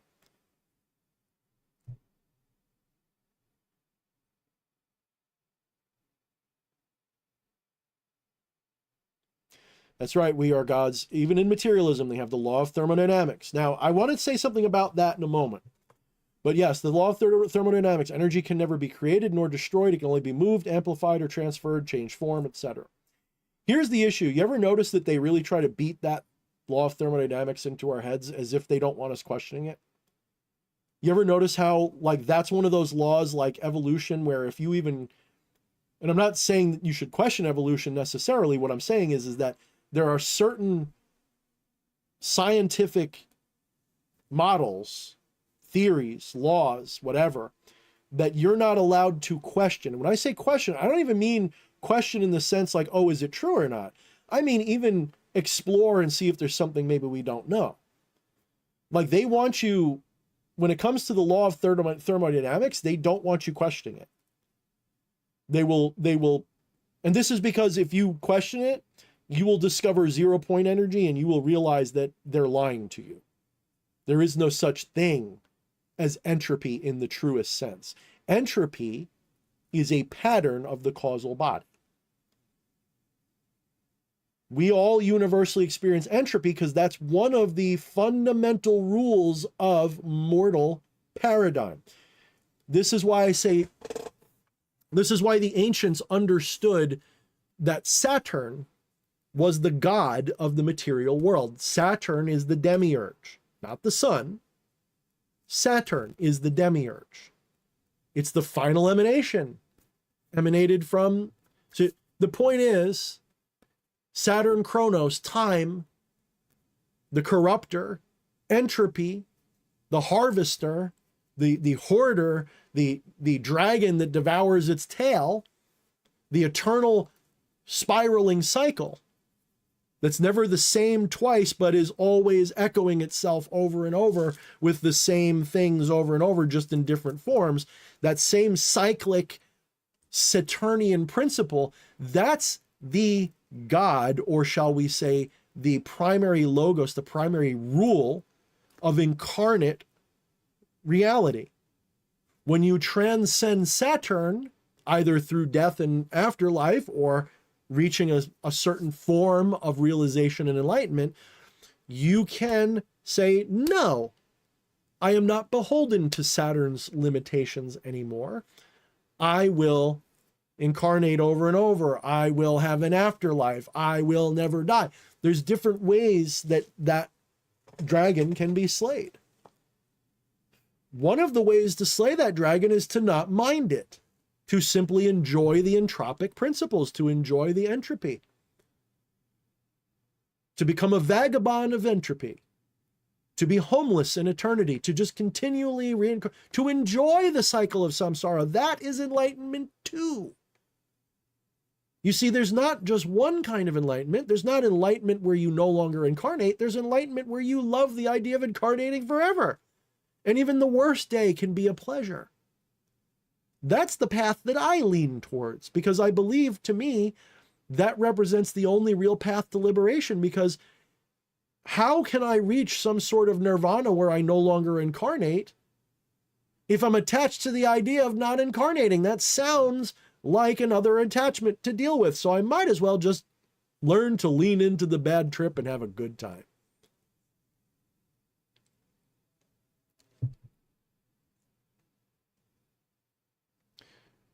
So they don't want you questioning thermodynamics, because if you do, you might create something that they have to send the men in black to your house for. And that's not a joke. If you look it up, there are so many examples of people who created various forms of very advanced devices that break thermodynamics, or get around them, or, you know, if you create a gasoline engine that's getting you 60 miles a gallon, they will come and make you disappear. Doesn't even have to be 100 or so like that one guy. It can literally be just a little, like 10 more than the best car that's on the road right now. You're fucked. Unless you go through their channels, you're fucked. They'll kill you. They'll take your patent.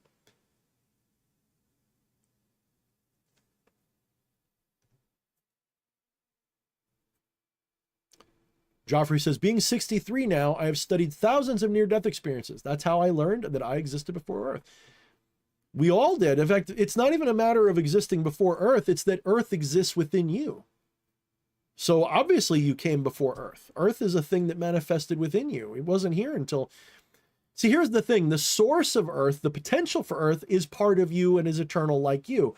But the manifestation of Earth, that only exists for you. No other person in this world sees the same Earth you do. We all have our own personal version of it. You are the god of this personal bubble. That sounds like solipsism until you understand the metaphysics. Then you realize we're talking macrocosm, microcosm. We're talking ancient metaphysics here. It's not solipsism unless you want to think of it as cosmic, like God solipsism. You know, if there is a god or a divinity or a Brahman or Atman or whatever, then that is what is experiencing solipsism. Not you, D.H. Thorne or Maiden Liberty. You aren't doing shit. You're part of the experience. You get it? Like Maiden Liberty, you're not a person. That person's an experience God's having. D.H. Thorne it's not who I am. It's who I'm watching. I'm watching D.H. Thorne's life. I'm experiencing his life. And he is a part of me. He is a manifestation of me.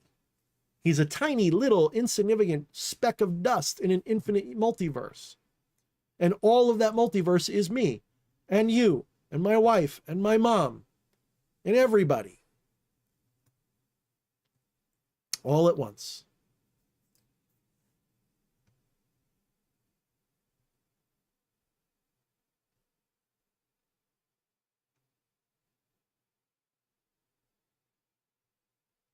Hardcore Zombie says it's more of a cyber war than a physical one for World War III. At the moment, yes. But you have to understand there's a lot more going on here, Hardcore Zombie. I mean, of course, it depends on your brand of conspiracy theory. If you're into the stuff that I'm into, you recognize readily that the whole thing you're watching... Why do you think I'm not worried about it? Have you guys noticed I'm not really worried about it? Am I just delusional? No, it's because I'm very confident that pretty much at least 80 to 90% minimum of what everything you see in the media going on right now with Trump getting in trouble, Israel, Hamas, this is all planned, staged. This is real people are dying. There's real consequences, no question. But all of this is part of an operation which will conclude at least this phase very soon. I can already see where they're going next because they're injecting more and more aliens. They're injecting... Seriously, guys, have you been paying attention to, we'll say, the Patriot, Q, Trump, conspiracy side, the Alex Jones side? Have you been paying attention to that? Because it's turning into aliens, ancient aliens and shit real fast. Revelations 2.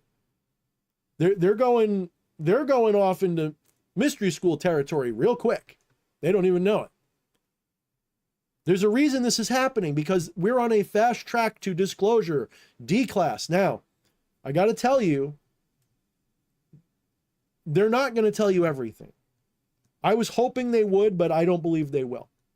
You're probably going to get 40% of the truth in the course of your life, if you're lucky. That's going to include a lot of shit, by the way. Because if you realize just how much of what you've been taught to believe is a lie, you will realize that 40% is a whole fucking lie.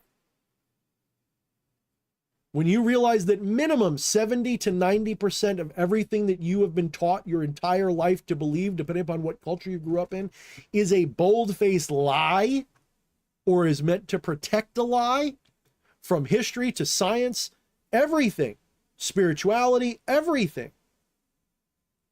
Medicine, everything. Who really won World War II? Who really fought and why? Who really did this? Who did that? If you understood the degree of deception that we have been under our entire lives, no, the earth is not flat, at least not in this dimension. At least not this paradigm, it's not. There's one out there somewhere where it is, but it ain't this one. Not the one I'm in. When you realize just how much of reality you've been told that is a lie, to imagine getting even 40% of the truth out, even that sounds like a stretch, because I'm sitting here watching fundamentalist Christians getting their dicks hard right now because they think this is revelation. They think the earth is flat. And a lot of that's a psyop. They're being psyoped, and they're being used now to discredit the real conspiracy truth. So you have these flat earth morons talking about all this shit. The book of Revelation's coming. Of course it's coming true. They're using it as a fucking script. The white hats too, because it's getting people motivated. It's scary as shit. People are, why is this all happening all of a sudden exactly as it's predicted? Because it's a ritual that they were going to use to enslave you forever. And by the way, that black magic don't work on everybody. Some people are able to see through it, and they're not going to be beholden to it. They're going to go shift into a timeline where it's not like that. The Christians, they're probably going to shift into a timeline where they're right. Doesn't that sound interesting? Think about this. Everybody goes, oh, those Christians, they're wrong. I do it too. I laugh at them too. You know what's funny? To me, I'll watch them being wrong. But to them, they're going to probably go off into a timeline, most of them, where they're right. Imagine that. This is why it's so silly to judge things in a way that's aggressive. But it doesn't really pay to just be like anything you think is true either. You've got to be incarnate is to experience this limitation of objectivity and subjectivity, time, space, the whole works. And that paradigm requires limits, rules, patterns, causality, linear time, etc. So when you have that experience that is yours, it's going to look that way. And when they have that experience, it's going to look that way for them. But you've got to stick with whatever your paradigm is. The trick is to figure out what that means. Me, I believe and recognize that what my higher self seems to be directing is a path of ascension for me, for D.H. Thorne, this character. That path of ascension has certain milestones and things I expect to either happen or be available, or at least steer me. Even if I never hit those milestones, I'll go towards them until I have to go somewhere else. You know, like, oh, I want to get better at Kundalini practice and really crack the calcium in my pineal gland kind of thing, you know? So there's different milestones, there's different things I want to accomplish or experience or whatever. But the key is to not be too specific, to be open about the possibilities. What could it be? Could it be that okay, so aliens are involved. Okay, will it be that I meet them? Will it be I go on the spaceship with them? Will it be that we go into a war with them? I don't know. I really hope it's not the war one, because I know that's Project Bluebeam. But it's also possible that war could happen, because there could be different factions of aliens. There could be good ones, bad ones, whatever. Do you believe in the secret space program where people get taken when they're very young, they get trained, they get sent to go fight in space wars, and they come back and get their memory wiped and their age regressed? Do you believe in that? I don't disbelieve it. It's possible, I suppose. It's in my maybe pile. So if that's true, then it goes to show that there's a chance that there could be more going on than we realize. Maybe there is a cosmic war going on and we're just caught in the middle of it. Maybe we're like Casablanca. Maybe we're a penal colony. Maybe we're like Australia. That's always been what it felt like. It always felt like Earth was some sort of a prison or insane asylum for souls that couldn't make it anywhere else. I mean, we are fallen according to virtually every mystical tradition, either because we fucked up and this is punishment, or because we are simply delusional. So in the Eastern traditions, we're delusional. That's why we're here. We're crazy, basically. In the Western traditions, we sinned and we deserve it. But they're both kind of saying the same thing, just with a different emphasis. The ones who say you're a sinner says you have to atone. Ironically, in the East, you have a very similar idea with karma. You can do karma yoga, where you just serve, right? You just do good. You just help people and be selfless. That's like atoning for your sins, right? Almost sounds like what Jesus was supposedly doing. It was almost like he was doing karma yoga. He was being a servant.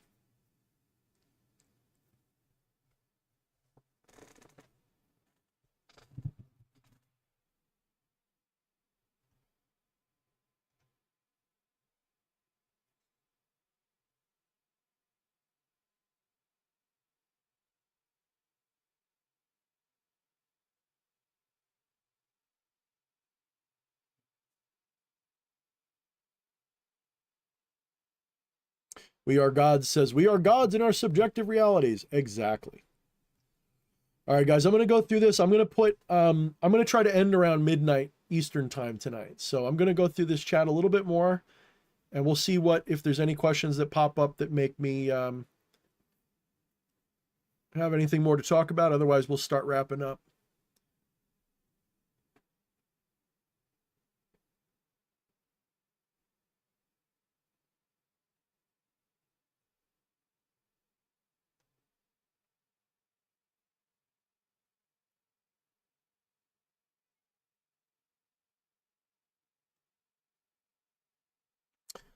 Fatal Matter, says, I believe we are all individual explosions of consciousness within the infinite, non-personified mind, which is pure awareness. We are a spontaneous idea within the infinite mind. While, how do I say this? That resonates a lot, because I consider myself a non-dual idealist. So fundamentally, I'm a non-dualist, but I believe that our experience of reality is mental. It's ideal. There is no physicality whatsoever. Physicality is just an appearance. So each one of us are like alters of the same divinity. So like you know people with multiple personality disorders. I wouldn't even necessarily call it a disorder. I think you can have multiple personalities and sometimes a disorder. Sometimes it's not. There are times I think I have multiple personalities. In fact, when I was younger, I was sure of it, because I wasn't sure if I was being possessed by an external entity or if that was just another version of me. And I'm very good at having different personas for different people and groups that I hang out with. If I go to one group, I can seem like a Christian. If I go to another group, I can seem, it's like it's almost like I'm a Gemini. It's almost like I'm two-faced. I'm not, because there's still a seed of truth in all of them, but I can kind of fit into most groups, right? And when I was younger with like possession and stuff, it felt a lot like, at times, it seemed very similar to what people were describing as multiple. So maybe one of my alter egos or my alter personalities was this entity.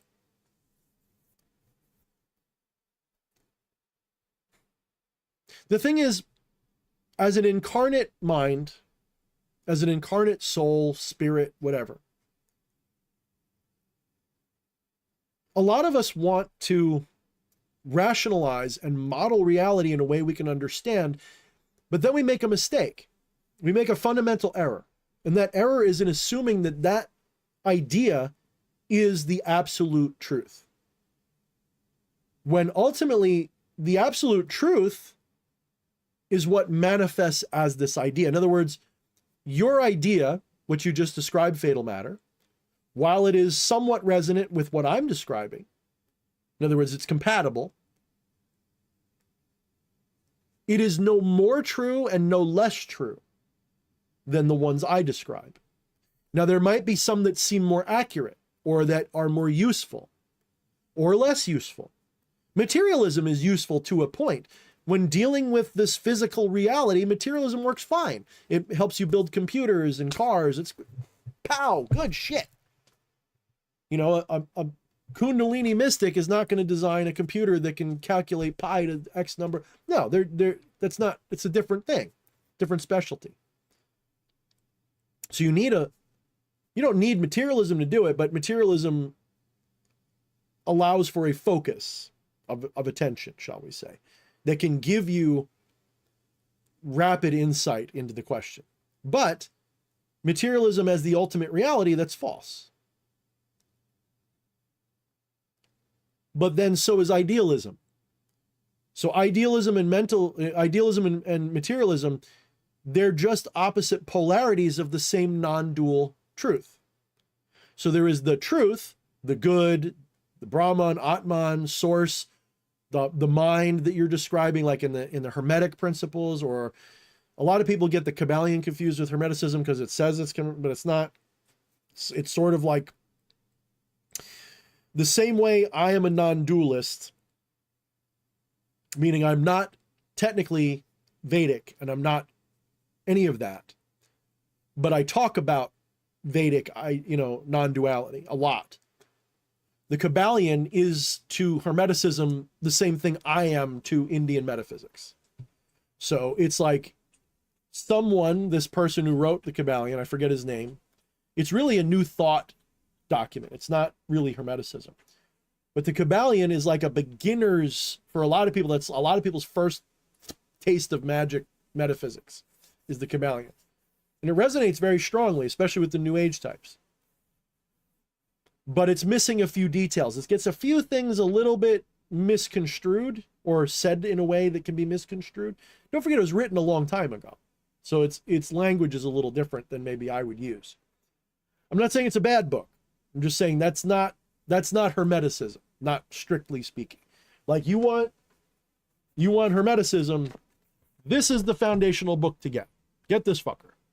Get the whole thing. Read the whole thing, and probably take you an afternoon. It's a short book. And go from there. That's a good starting point. And then you can get all off into alchemy and all. That's fine. I never got into that. I wasn't into the alchemy part. But just the root of Hermeticism, that book, for example, is good. And then there's other things. You can get translations. And you can start getting really off in the weeds, but it's important work. But the Kabbalion is not that. The Kabbalion is somebody was inspired by that and came up with their own version of it, an updated version, which it's got good points and bad points. I'll just leave it at that.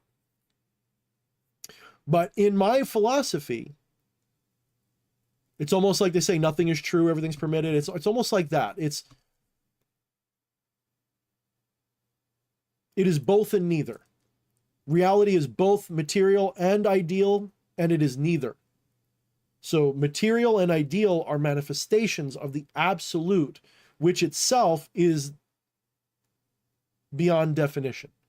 So if you can define it, you're still not talking about it. You can point at it with words. So I can say the fundamental nature of reality is consciousness. That is an accurate statement. However, as a definition, it is wrong.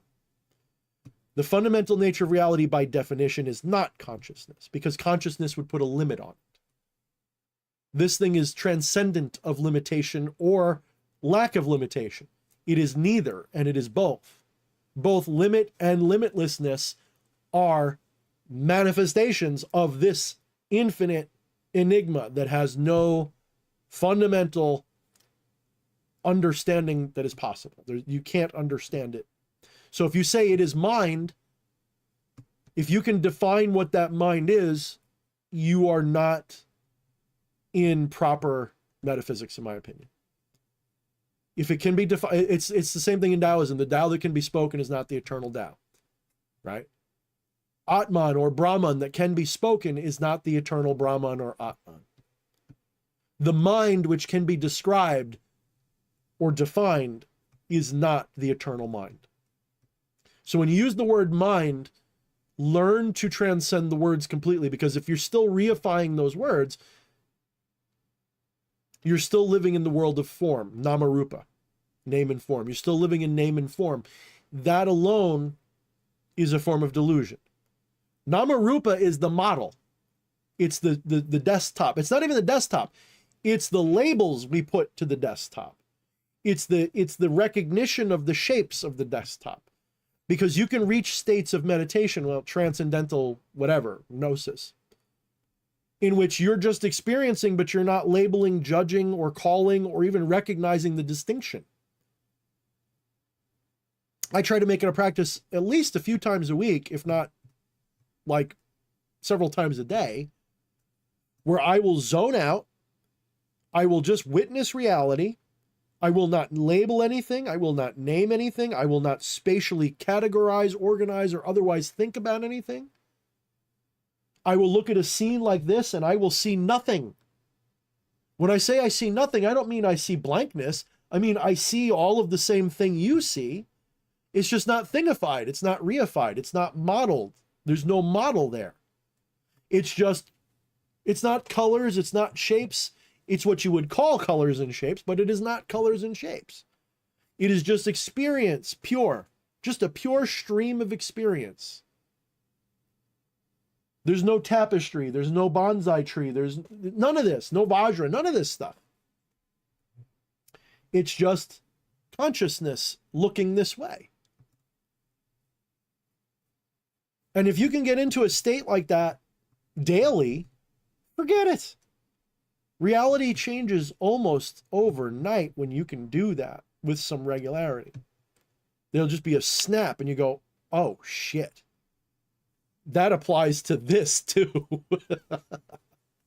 There's no D.H. Thorne. There's just experience, and a part of that I call D.H. Thorne. And without that D.H. Thorne, that's my prism that I witness the experience through. So this D.H. Thorne, if D.H. Thorne is happy, the experience is happy. Get it? It's a filter. It's always been a filter, nothing more, nothing less. When I say a filter, I mean like a different colored lens. Even what you call empty space is not empty space. There's nothing empty about it, and there's nothing spatial about it. Empty space is part of a holographic model, and that emptiness that you see is literally just a shadow, a privation, a negation of potential. In other words, in the space between me and the tapestry is an infinity of possibility that I don't see. But it's there. It's just not in a frequency I can witness. And if I could see it all, it would look like literal nothing, because it would all collapse. All polarities would be united, and it would just be boop, just nothing. So if I want to see something, I have to stop seeing something else. You see? So this apparent space between me and that tapestry, it's not really empty space. That's a demarcation or a shadow or a privation of experience.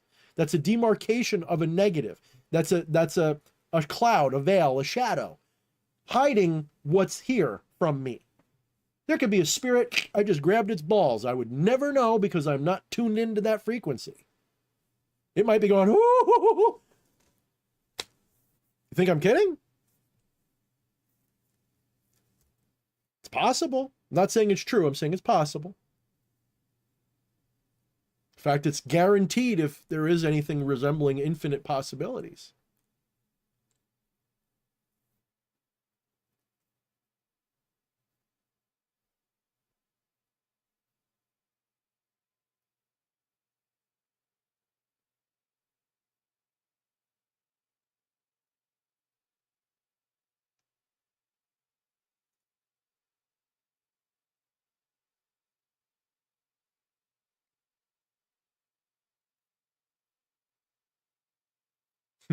Odo says, glad you're back, brother. Woo! Ric Flair. Oh God, Ric Flair. Dude, that was like, I know there was like other golden eras of wrestling, but I miss the 80s and 90s wrestling so much. I'm not saying I'd watch it all the time, but I wish it was still there.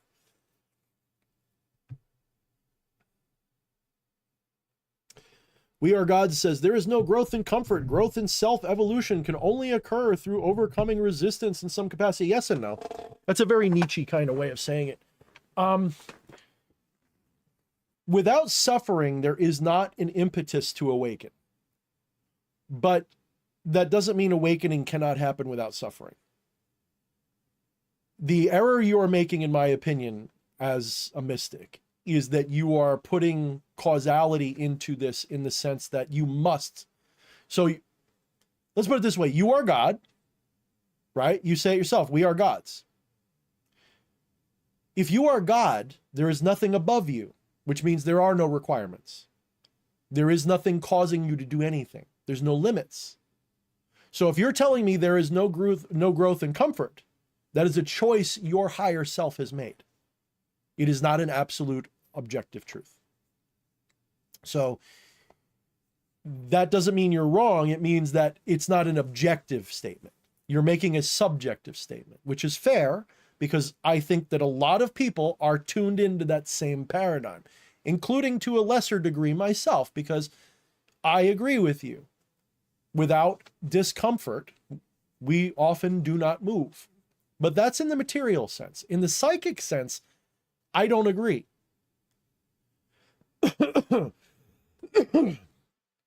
I think that it is just one of many infinite ways that the psyche can wake up. It can do so through suffering or comfort. Think of it this way. Look at the Buddha, right? People say, oh, the Buddha would never have become enlightened except he got bored with his life of bliss and happiness and decided to become a bum, and because he saw somebody die one day and he wanted to defeat death, right? So suffering started him on his path. No, the comfort started him on his path, because it was the comfort that he grew discomforted with. It was the comfort that started it. You can't, this is what I mean. It's a chicken and an egg conversation. What we do is we identify a moment when we believe it all changed. And that moment for many people is a moment of adversity. Because before that, they were kind of just taking it all for granted. And it wasn't until that moment of discomfort that they said, I need to change because I'm uncomfortable. And so for what they do is they put a marker there and say, that's when it changed. That means that's what was required. No, that was your excuse. I've been trying to tell you guys for a long time that your magic rituals are just an excuse for you to shift into a reality that matches your will. It's nothing to do, you're not changing anything external to yourself. You're simply changing what you project as yourself. You're changing the channel. You're not changing what's on the channel. So if you are divine, if you are God, there is nothing which can push you around. There's nothing that can truly limit you. Only your own choices. And when I say your own choices, again, I don't mean your persona's choices. I mean your soul, your psyche, your causal body, whatever words you like. The root of your personified being, there is a choice being made before you're even aware of it. That you're unaware, making choices every picosecond, every femtosecond, every Planck second. Your psyche is making choices on what to manifest.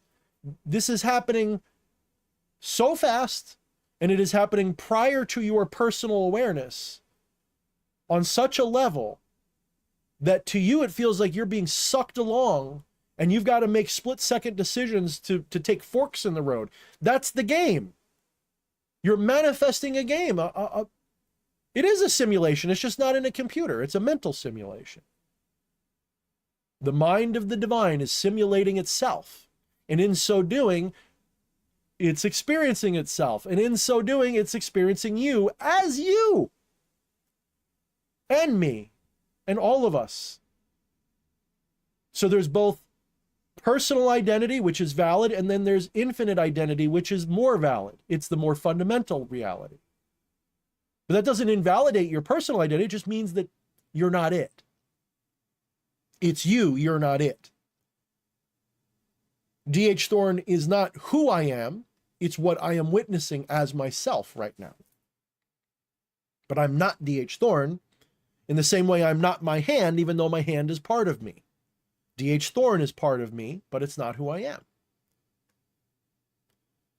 So you could say, in a similar sense, I can only close my hand when I flex the muscles in my forearm. Aha, I close my hand. So that's the discomfort, right? Well, where does that start? Well, that starts higher up. It starts up. Eventually you get back to the source, and that source does not change. It doesn't have any limits. It doesn't have anything pushing on it. It simply is, and what it is what is. So yes, down here in the weeds. So even though I'm kind of being pedantic and not picking on you, but I'm kind of picking apart what you said, I'm only doing so to show you that, yes, down here in the trenches, what you said is accurate. But in the higher level, once you transcend, that is actually just an excuse.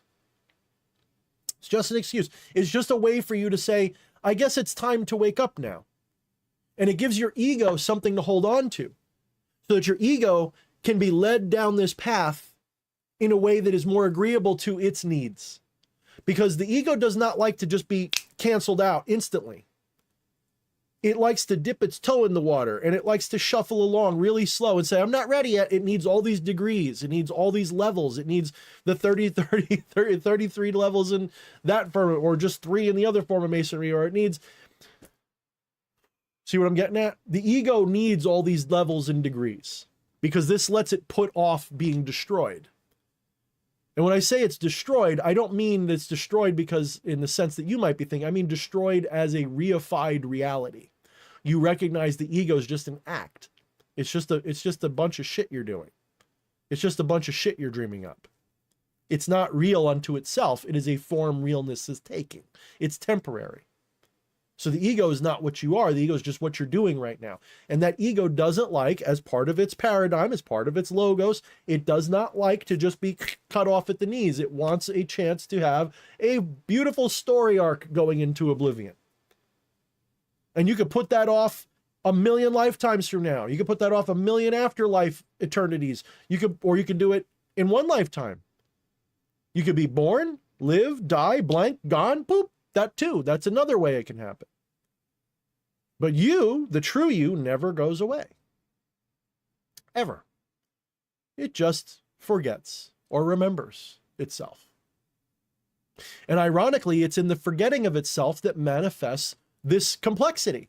In the remembering of itself, the complexity goes away and it's just infinite existence as nothing but as everything. It's wordless. It can't be described. It's ineffable. So, is there no growth and comfort? That's not true at all.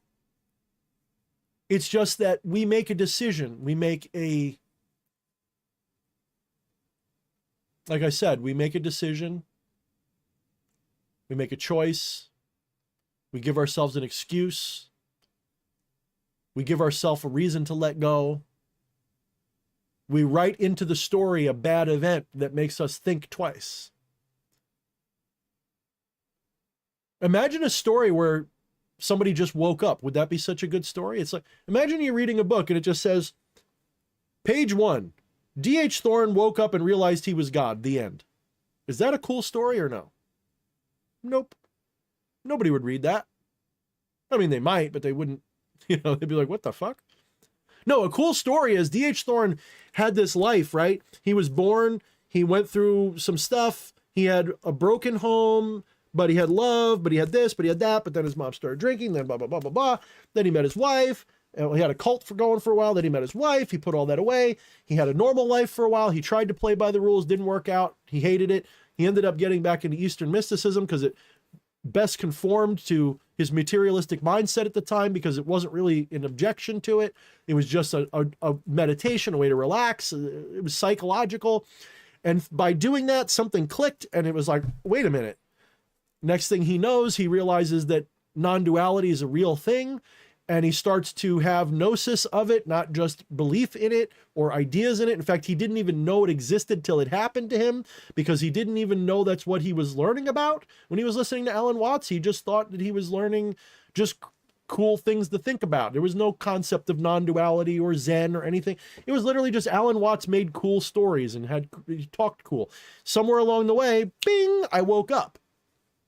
That's a much cooler story than on this day, D.H. Thorne woke up for no apparent reason. Because the ego doesn't like no apparent reason. The ego requires a prime mover. The ego requires an initiator, a source, a first cause, a monad. The ego loves that shit because that gives it realness. It's like saying the ego's real because God threw it like a ball and it bounces off the wall and comes back. That's what your soul is like. It's like a scout you're sending out and coming back. That's really you. It's like reaching out and feeling out with your hands and bringing that information back to yourself. So that's what the ego likes. It likes a story with a linear, this happens, this happens, this happens, this happens story. But there is no causation to it. And again, we are gods. I'm not saying this to necessarily argue with you. I don't know. I haven't read your later comments. For all I know, you're agreeing with me. This is really just a teaching moment. This is just a way to make a point for people who don't know what I'm saying. So hope you understand that's what I'm doing. Let's see.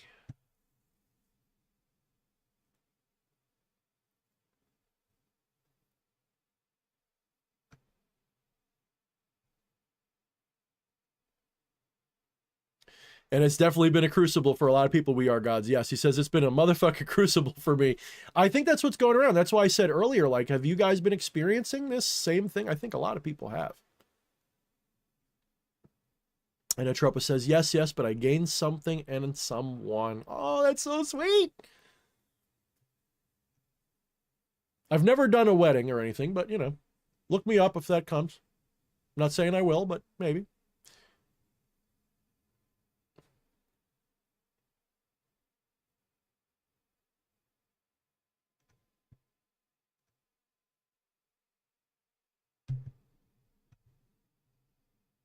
Oop, it just jumped all these chats. Oh my goodness, I gotta scroll back. So one thing that sucks, like sometimes it doesn't update the chat till you start scrolling, then all of a sudden it just puts you at the bottom. It's like, no.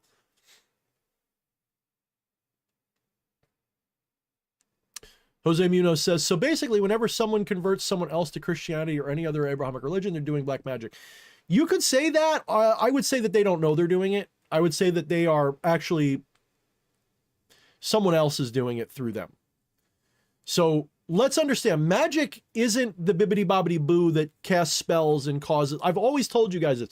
Magic to me is either theurgy or some process of mystical awakening through whatever path. Sorcery, and I will sometimes say magic too, but I really mean sorcery. When I say sorcery, that's when you change events. That's when you're changing events. So that's when you're manipulating your time stream and experiencing whatever reality you want. That's sorcery. Magic is always about awakening or forgetting. So white magic would be the path of awakening in this model that I'm describing. It's not a universal model. This is just my personal model. So for me, magic is about awakening or forgetting. Black magic, you forget. White magic, you remember. White magic tells you you're God, and I don't mean that in an egoistic way. I mean in a transcendental way, a transcendent way. So white magic informs you of divinity. It gives you gnosis of the divine. It lets you become one with God or become God, or you are God and you're figuring it out.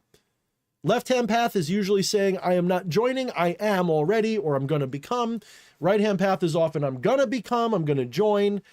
Either way, they both lead to the same place. You ultimately realize your divinity. That's white magic. Black magic is, you're just a bunch of cells. You don't have a soul. That's black magic. You don't have a soul. You evolved from dirt. And when you die, that's it. So do what I tell you so I can make your life comfortable for a while. That's black magic. And yes, Christianity, because they're pulling you away from that white magic realization, Christianity in its current form, and I don't mean in its root form, let's make something very clear. In its root form, Christianity was a form of white magic. If we believe the scriptures, at least as we think they were written, the Gnostic texts, for example, the Nag Hammadi library, these older versions, if we read what Jesus was supposedly saying, if we believe he existed at all, when we read that and we read it in the proper context with the ideas properly, we use the correct cipher in the Bible or the Nag Hammadi, you use the correct cipher for the symbolism, it is obviously telling you the same thing that all of these mystical traditions are telling you. We are all children of God, meaning we are all God. Just like our finger is a child of my hand and my arm. You're a child of God. You are God incarnate.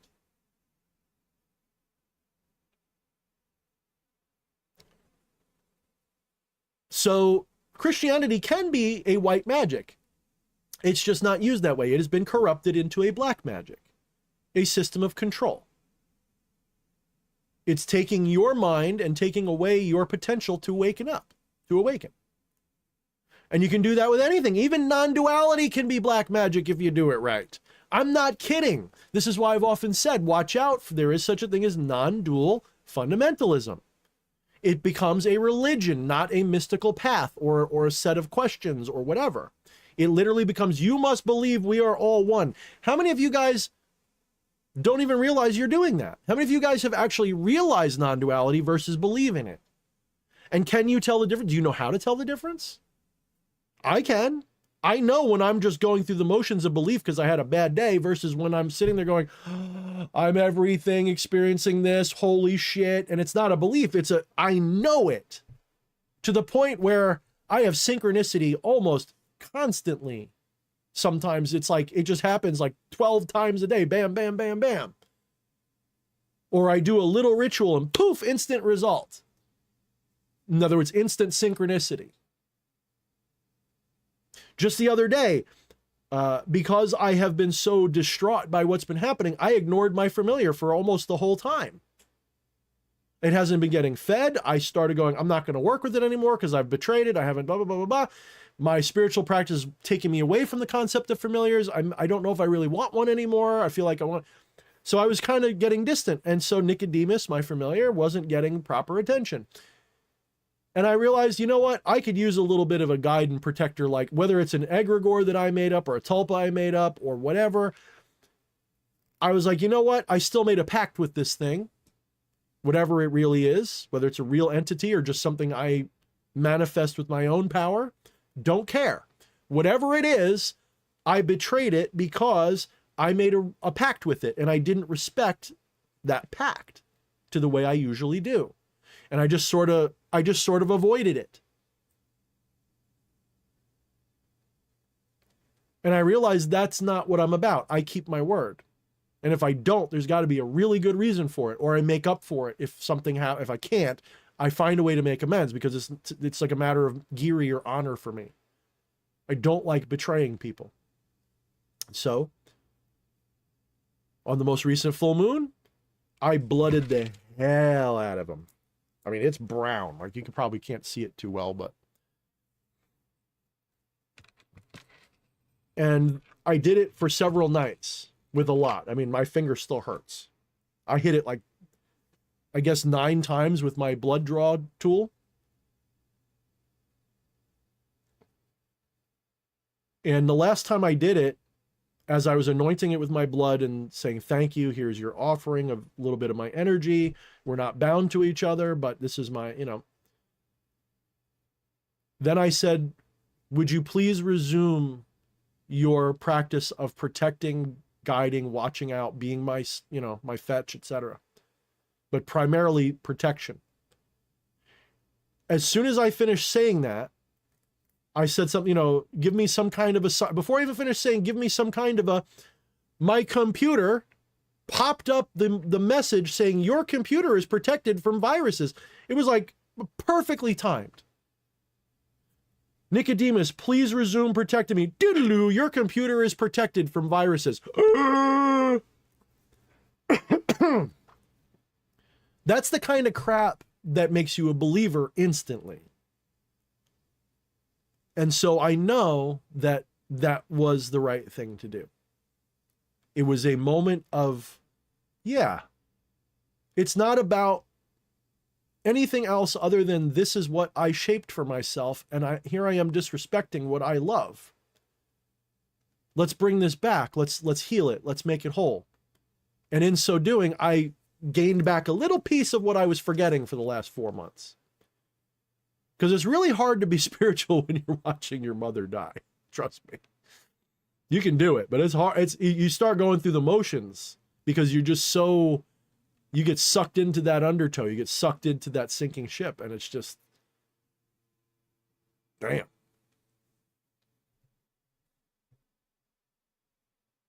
I like that. Be great anyway. Choose your magic or the magic will be chosen for you.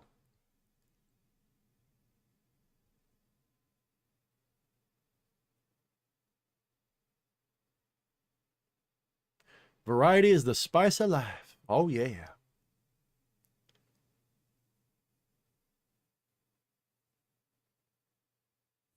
Hit points, 2 Riz. Nice, we are gods. Nice. Oh, Atropos, she says, we will very soon. Inert is the best thing to happen to me. I have finally know what being in love is. Aw. We Are God says, you will lose your spiritual progress if we self-delete in my heaven. I mean, that's, like I said, in this model that I'm describing, that's entirely possible. That may be only true for you and people like you, but it's entirely possible. I don't doubt it. I mean, if you watch the movie What Dreams May Come, to me, that is an excellent model of what happens after. I'm not saying it's exactly that way, but it's an excellent, well thought, very possible. It fits in with most ancient mystical traditions' idea of an afterlife. It resonates very strongly with every culture's idea of an afterlife. So to me, What Dreams May Come is probably, it's certainly the version I'm hoping for, that when I die, when this body dies, I will wake up in a new world that is whatever I'm willing to manifest it to be.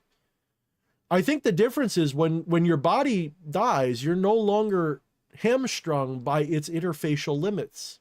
And you suddenly, it's like turning God mode on, and you can manifest anything you want, but that takes the fun out of it because there's no challenge anymore. Like, that's something that they didn't show in What Dreams May Come. They didn't show well, what's the point if I just snap my fingers and my personal field of dreams or whatever turns into whatever I want it to be? Because we all know deep down inside that we are creatures of convenience, and if we can just have it by snapping our fingers, most of us will do so. But we give ourselves a way out, which is I can snap my fingers and turn the limitations back on. And when I do that, now I suddenly get challenges and difficulty and fulfillment. This is the cycle of samsara, by the way, because you have the middle world is the one where you have some limitations and some freedom. It's like half and half. You can manifest what you want, but with limits. And that gives you the greatest appreciation for the whole show, because you now realize what it would be like to have nothing but limits. Well, that sucks. And you have also an inkling of what having no limits might be like. And it's both good and bad. You see?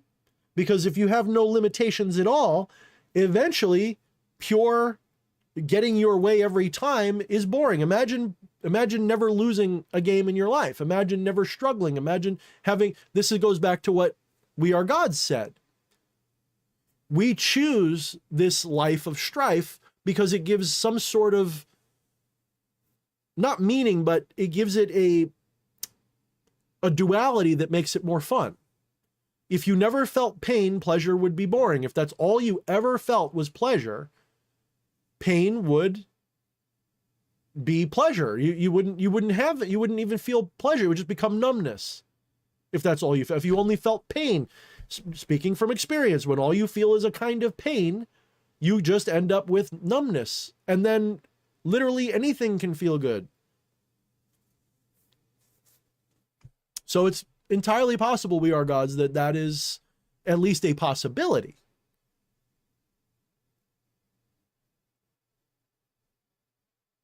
Hardcore Zombie says, DH, I think he means, I'm sorry for your loss. However, I'm happy that you did the best job you could for Mother, and remember, she's proud of you, and you awesome dude. Thank you, man. Honestly, like, a lot of these things, let me give you a secret. I don't know if you've lost people or anything else. For some people like myself, hearing words like that, I appreciate them, but I appreciate them because you meant them, not because I needed to hear them or because they necessarily did anything for me. And I say that because when you're going through this for months and people start coming out of the woodwork to offer you their condolences, you realize they're doing that. It's not that, this is going to sound really shitty. I don't mean it in the shitty way it sounds. They're doing it for themselves. They think they're doing it for you. They're trying to help. It is a sincere effort, is what I'm saying. But what they don't realize is that ultimately, the person going through it,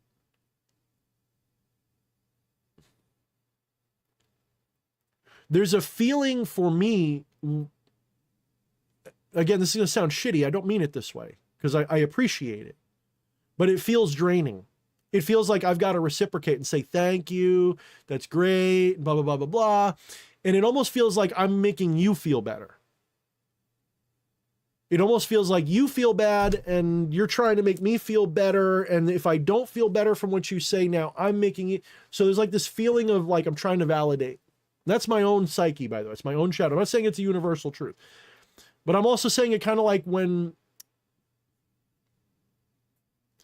somebody tips you, like if you ever work in a service job and somebody tips you, they don't really tip you based on how well you did. People will negatively tip you. That is to say, if you do something bad, they'll tip you less. But usually they're not going to tip you more unless you go so far above and beyond the call of duty. So when someone gives you a high tip, that's not usually because you did something so special. It's because they want to feel like they're rewarding you. A tip is actually, in a weird kind of backwards way, a tip is really a way for the person that's being served to feel like better. It's a service in a weird ass way. It sounds counterintuitive, but it's true. People will get offended when you don't take the tip. People will get offended when you don't take a compliment. So that's why I'm being sure to tell you, Hardcore Zombie, I do appreciate what you're saying. It's not that I don't. It's just that it's interesting because until this happened, I never noticed it. Because I would, as soon as somebody would say like somebody died, I'd reach out and be like, I'm so sorry. Even now, when someone's telling me that they lost someone, when I'm telling them that my condolences, I feel like I hope they know that I know. Because they might be like me, where they're hearing that, here's my condolences, they're like, thank you for the lip service. Even though I mean it, that doesn't do anything. It's just words, right? It doesn't make the pain any less. It doesn't make the loss any better. It's just some words that you said as an attempt to help. And it is that attempt that I appreciate. I appreciate the fact that you see in me the suffering, you see in me the hardship, and you go, I'm sorry for your loss, if there's anything I can do, et cetera, et cetera, et cetera. But I am under no illusion that that's helping me. Because those kinds of things, I don't feel bad that way. I don't feel like my mom didn't love me or that I did anything bad. I don't. Maybe I'm just that self-absorbed. I don't know. But it doesn't occur to me that way. For me, what hurts is that I miss her. And there's things that I wish I could tell her right now. And I can. It's just I don't get that validation back. And that means that my sorrow is not because of her. My sorrow is about me. So my grief is not that she's dead. It's that I can't fulfill things. I don't get that. I don't get that validation of, yes, son, you were right about this. Yes, son, I love you. Yes, son, I forgive you. Yes, son, thank you for forgiving me. That's all about me. It has nothing to do with her. Right now, she's in perfect peace, or she's in another life, or she's in heaven. My grief is for me, not her. I'm sorry for myself, not her. Go tell that to other people and they'll flip out on you. No, I'm something. Because that it's like you're holding up a mirror and it's too real. They can't accept that reality because it would hurt to admit. To me, I like to admit it. I like to admit that my grief is about me, not about her. I'm not sad that she died. I'm sad that I miss her.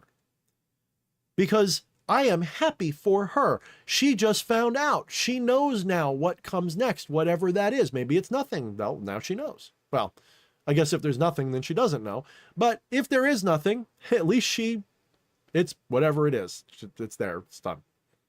She's not suffering anyway. So funerals are for the living. Grief is for the living. It's not for the dead.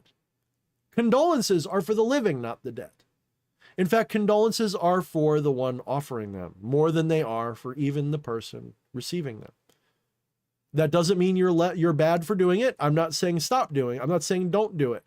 What I'm saying is just be aware. Use this as a shadow work moment. When I offer condolences to someone, I am aware now of the fact that when I say that, am I saying it really for them or am I just trying to help and don't know any other way? What would really help them? Sometimes what helps is to listen, let the person tell you what they've been through. Sometimes what helps is offering solutions to problems, and other times is to leave them the fuck alone. Sometimes people just want to grieve and be sad, and they have to go through that. And sometimes the best way to really help them is to let them go through that. Don't stop that. Don't try to take away someone grieving from their grief unless you see that they're stuck in it. Like if they're hurting themselves, that's a different story. But if someone's just sad, let them be sad. They need it. Yeah.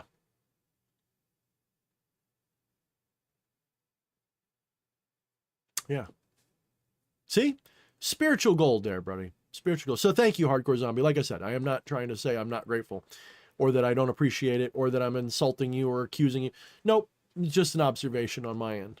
Maybe it's not true for you. Maybe you're different. Maybe if somebody died and I said, here's my condolences, it would make you feel better.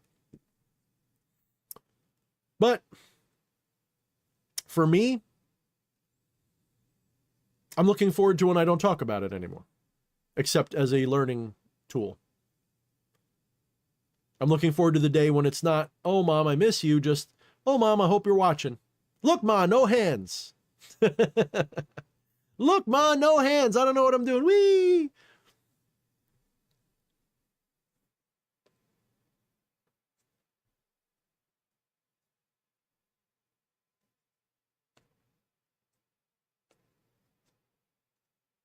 Odo says, my mom's got a brain disease. Oh, I'm sorry, brother. She can't talk or walk and needs to be spoon-fed like a goddamn baby.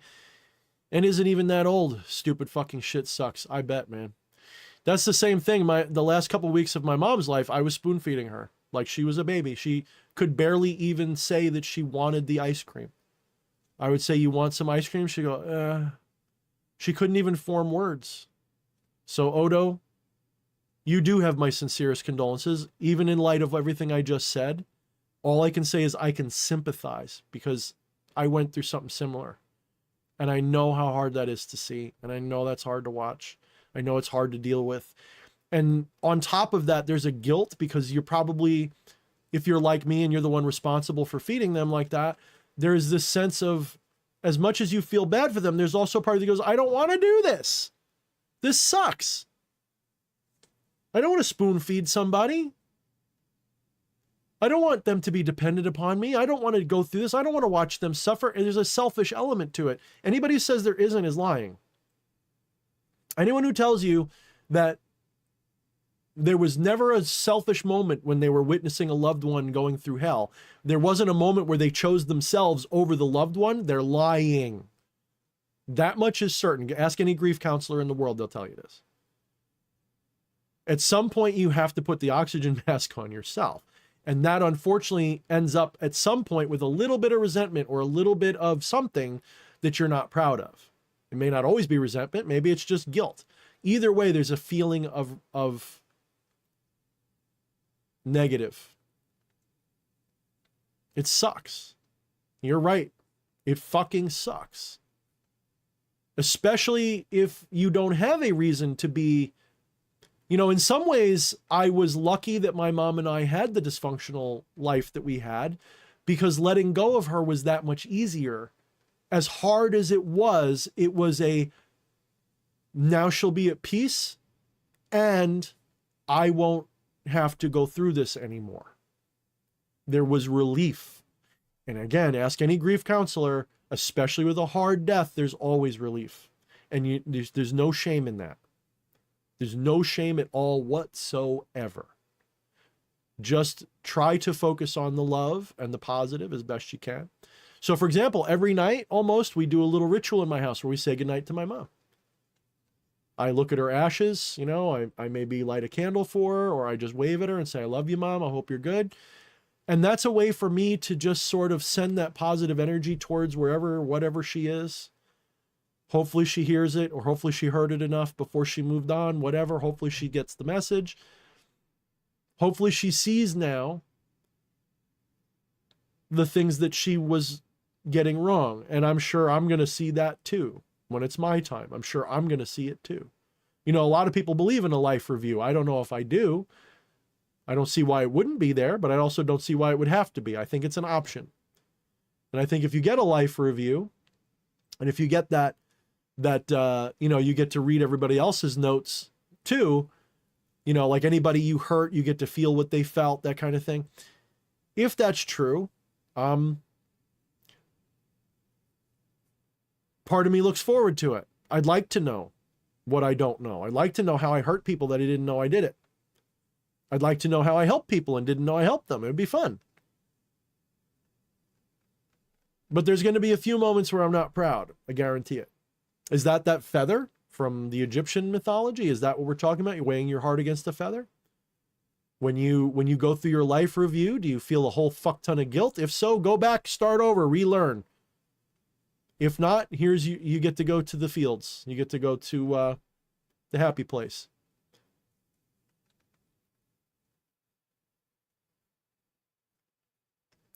Jeremiah Smith says, "Hi, I'm new here. How's everyone tonight?" Well, you chose an interesting night to join me for the first time.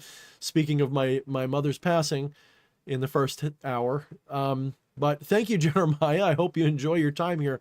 I will be doing more live streams from this point forward. Hopefully back on target the way I used to do them. In case you can't tell, I'm a little frazzled and scattered because I still got a lot on my mind. But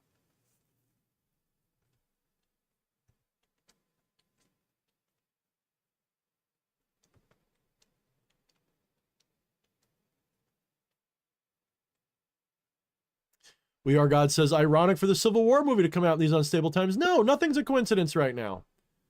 Literally everything you see, or I should say 80, 90% of everything you see, especially in national news, is scripted right now. Trump getting in trouble, potentially getting thrown in jail, scripted 100%. That doesn't mean I know what's going to happen. It's just when he gets put in jail, I'm not going to be surprised in the slightest. And when he uses that to springboard further ahead, not going to be surprised. When he uses that on his enemies in a year or two, not going to be surprised. It's all part of a script at this point. I can probably even tell you who's doing it. No, that's a lie. I can't. But I have my suspicions. Syncubus says, "Hey, DH, I missed you, bud. Missed you too, Syncubus. Good to see you. Thank you for coming." Resistance is different than suffering. That is correct. But resistance is all about the ego. There is no resistance whatsoever. Resistance is always a choice. And you don't have to resist. You can go with the flow. And when I say go with the flow, I don't mean float downstream. I mean you can align with the river and go upstream. You can't go upstream by being contrary to its flow. A fish doesn't go upstream by turning sideways and just trying to push its way up the river. A fish goes upriver by turning into the flow, by aligning with the flow and going with it up it. So resistance to the flow gets you nowhere.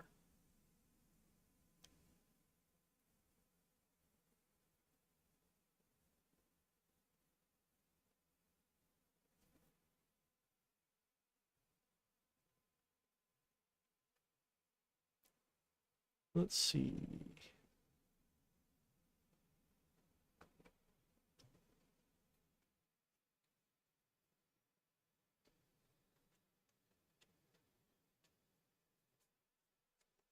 Nevermind says, third dimension was created to house us enslaved like this for God. While that is a valid metaphor, don't take it as objective truth because you just solidified the bars of that cage that you made up in your mind. The secret of Gnosticism is to realize that, and I'm not per se a Gnostic, I just appreciate the Gnostic concept. The ultimate secret of Gnosticism is you've made the cage yourself. The egregore, the demiurge is you. Your ego is the ultimate demiurge. And it creates an externalized demiurge to compete with, to resist against. But ultimately, it's your ego that creates both sides of that. When the ego is transcended, the demiurge is transcended too. So the third dimension wasn't created to keep us enslaved or anything else, but that's the story you have, and so therefore that's your prison. The more you believe in that prison, the more you're causally linked to it and locked into it. That's a choice, but it's your choice, and you've chosen it, and so therefore you're locked into it. You can change it anytime, but so long as you embrace this idea wholeheartedly, then it's going to be true for you. It is your truth. And until you let go of it, you won't get out of it. But it is possible to incarnate and witness the third dimension in a way in which it's not a prison. It's a pleasure. It's a joy. It's a fun game. It's like being in a labyrinth that you, like a hedge maze or something. You chose to be here. Enjoy the journey. Enjoy trying to get out. It's like we've all succumbed to this mortal illusion for the fun of waking up. That's the argument some people have, that the meaning of this 3D life is to wake up. And if you don't wake up, you keep playing until you do. I like that one. I'm not saying that's the rules. I'm saying that is one, just like yours. That's another option. I'm not trying to be contrarian, by the way. I'm just telling you the alternatives. I don't believe in an objective anything. It's not subjective or objective. Reality is reality, and it manifests in objective and subjective ways. And that objectivity always manifests through the subjective. So there's really only reality which manifests subjectively, and then we interpret it objectively. I'm not an objectivist, in case you haven't noticed. But I'm not a subjectivist either. It's just reality, subjective perception of it, and that manifests as an objective illusion.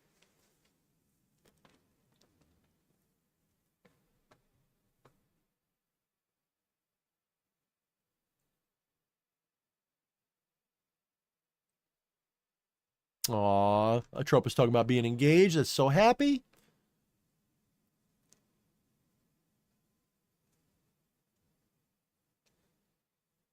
I like that. We are God's right-hand path solve, left-hand path coagula.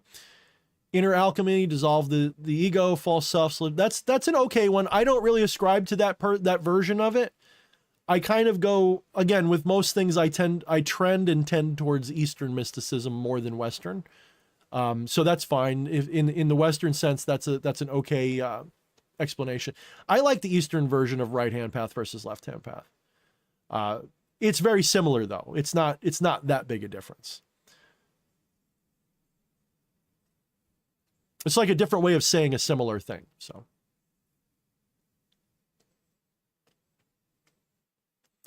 Casey Isel says, I'm new to everything. My question is, how can you practice in a place where you can't be open at the moment?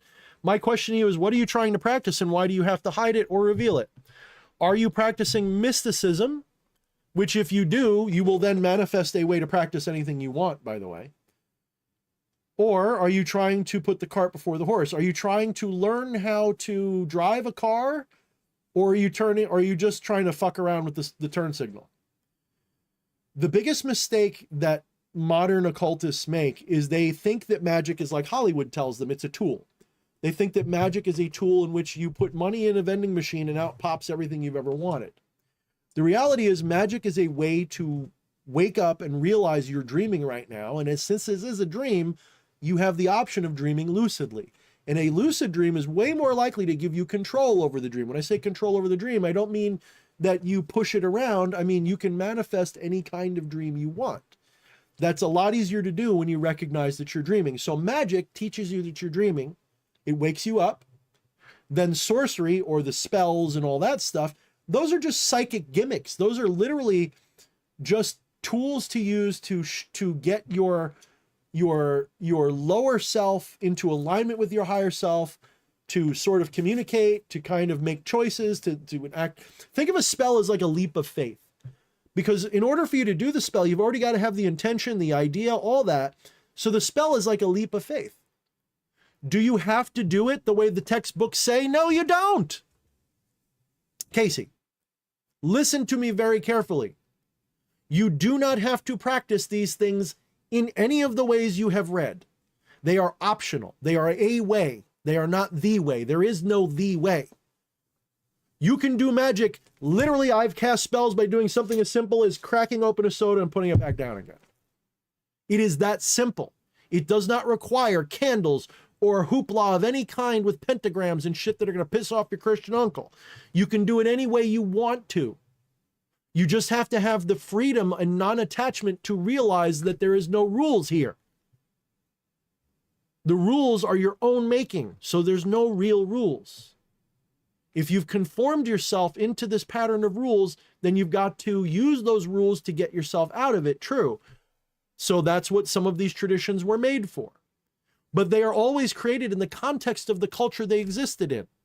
You could take Kabbalah, Advaita, any of these core traditions that are secular in their rudimentary, I shouldn't even call them secular, they're not. But they're not dogmatic, they're not religions. They are mystical psychic procedures. They are meditations, they're contemplations, they're practices. Those practices were designed to wake you up, but you had to have a codex, a cipher to understand them. So for example, in Kabbalah, I belong to that group of people that understands. I'm not even going to say it. No, I'm not going to say it. Nope. There's a way to interpret each Sephiroth or lack thereof to recognize what they really represent. People who take them too literally, they suffer for it. People who transcend the words and the symbols, they get it instantly. Same thing with Advaita, same thing with all of these things. When you transcend the words, when you transcend the symbols, when you recognize that the words and symbols are just fingers pointing at something that cannot be said, you stop looking at those fingers pointing, you start looking where they're pointing. So these rituals, these things that you can't practice where you live at the moment, realize that they're fingers pointing at something. What is the something they're pointing at? And what's your reason for doing this? If your reason for doing this is because you want to use it like a vending machine, I want a girlfriend, I want money. Nothing wrong with having those intentions and trying to manifest those things. The problem is when you think sorcery or magic is a vending machine, like a machine of any kind, that operates according to laws of pulling levers and shit like that. The laws are down in the lower dimensions of reality. The lower dimensions, the more, when I say lower dimensions, I mean the more physical. The more physical, materialistic, limited, the more limited it is, right? That's when it works more like a machine. But the closer to source you get, the more it's like a dream until you get to the point where it's literally anything you think happens. And you can reach levels that are like that, at least temporarily, in this incarnate life. I've done it. There are times where things that I think suddenly happen. Things I predict happen as if I caused them. I can't tell the difference between a prediction and a cause. When you reach that state, that is like, at least as far as I've gotten, that's as far as you can get to me. Like that's like reality. You can't tell. Is it a dream? Like I literally went, for example, one day in 2018 or early 2019, I think, my wife and I were watching some EA Quetting videos about S. Ben Kane and stuff like that. And I turned to my wife and I got this chill up my spine as I said it. I said, wouldn't it be some shit if one day I end up working with these people, doing videos with them, whatever? Not 6 months later, I was part of From the Ashes. I got to know S. Ben Kane. Then I got to know EA Quetting. Now, I regret S. Ben Kane to a degree, but it was a learning experience.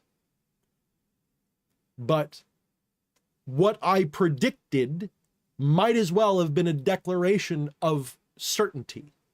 It is as if I caused it. It is as if by speaking that potential, I made it happen.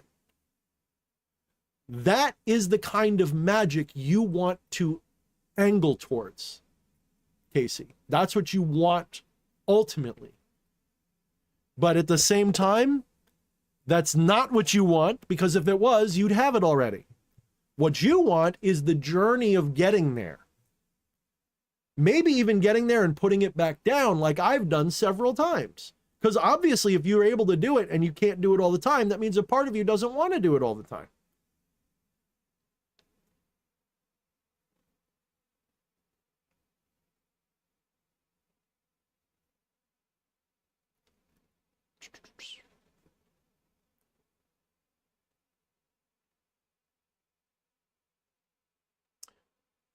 Teorema, I don't know if they're trolling. He says Satanism has nothing to do with paganism, animism, or polytheism. Satanism has nothing to do with Odin, Zeus, etc. Old gods don't respect. Who cares?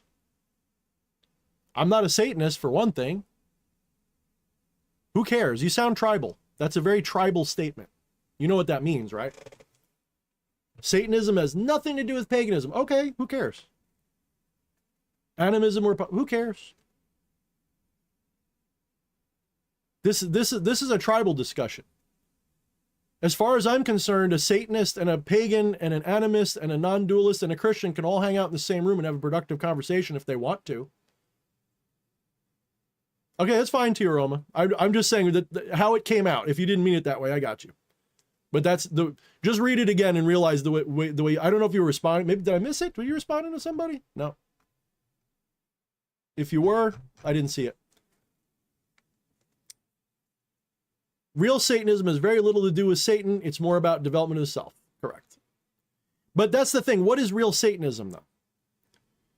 Is LaVeyan Satanism real Satanism? Is that alleged pedo Michael Aquino? Is he real Satanism? The Temple of Set? By the way, yes, he's accused of being a pedo, and I think there's something to it. Allegedly.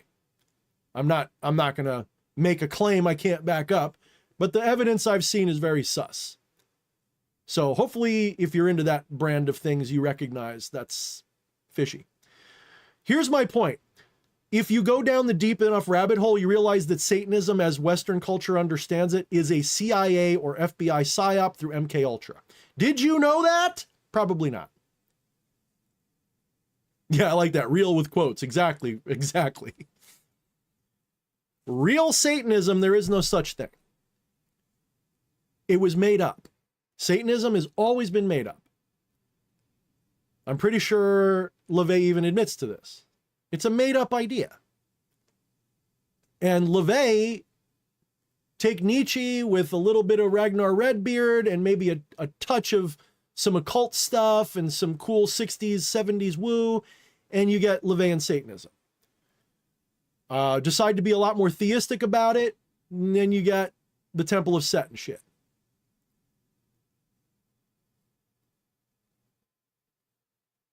But here's the deal, guys. There is something that we can call satanic that isn't good. This is something that a lot of people on the left-hand path need to get their head out of their ass about, and quick, because if you give it a little while, hear me out here, if you give it a little while, as the truth starts pouring out what the elite have been doing, there's going to be a lot of people who have hitched their wagon to that side of things who are going to have a lot of regret. I'm not kidding. Because what we call the New World Order, the cabal, whatever you want to call them, Satanism is used as a sorting device. It is used as a way to test, to see who is willing to compromise their morality, their ethics, and so on. So in the entertainment industry, Satanism is used as like a front for the depravity of the perverts in Hollywood. And it's a LARP. But it's not a LARP on the surface. On the surface level, it looks real.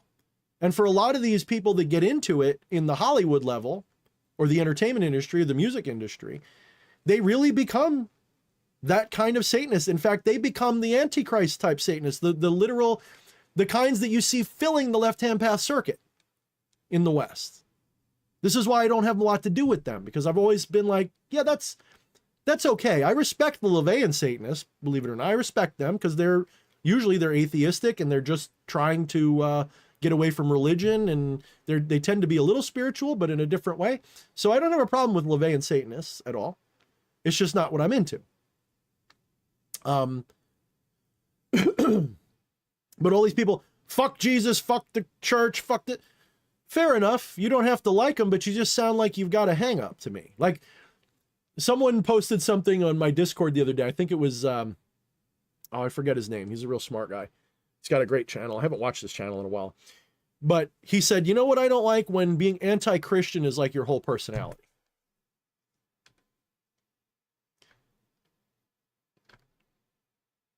And that's a big deal for people, because it's like, that means you haven't gotten over it. If you're sitting there just bashing Christianity all day long, that's not a spiritual path. Okay. That's just being a dick and looking for an excuse to be a dick. If you're a Satanist just to hate Christians, sure, that's like a 12-step method out. Sure, it gives you a way out, but eventually you got to grow out of that. Eventually you got to stop. I mean, it's one thing to tease people, make fun of, but whatever.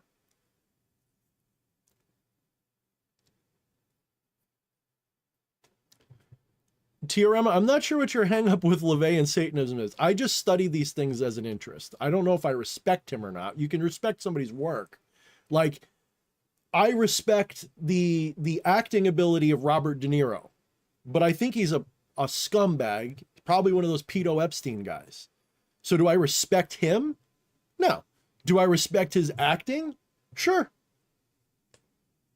So I can respect LaVey and Satanism without respecting LaVey.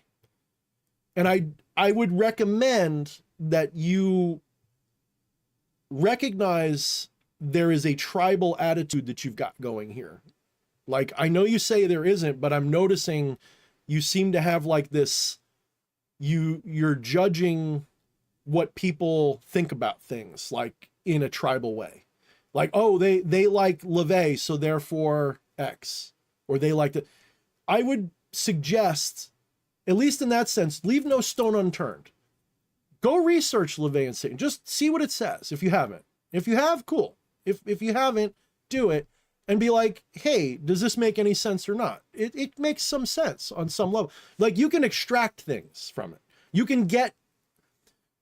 I never understood when somebody says to me, for example, I hate Christianity, so they will never open a Bible once. And it's like, you're missing stuff then, because there's stuff in the Bible that's very useful.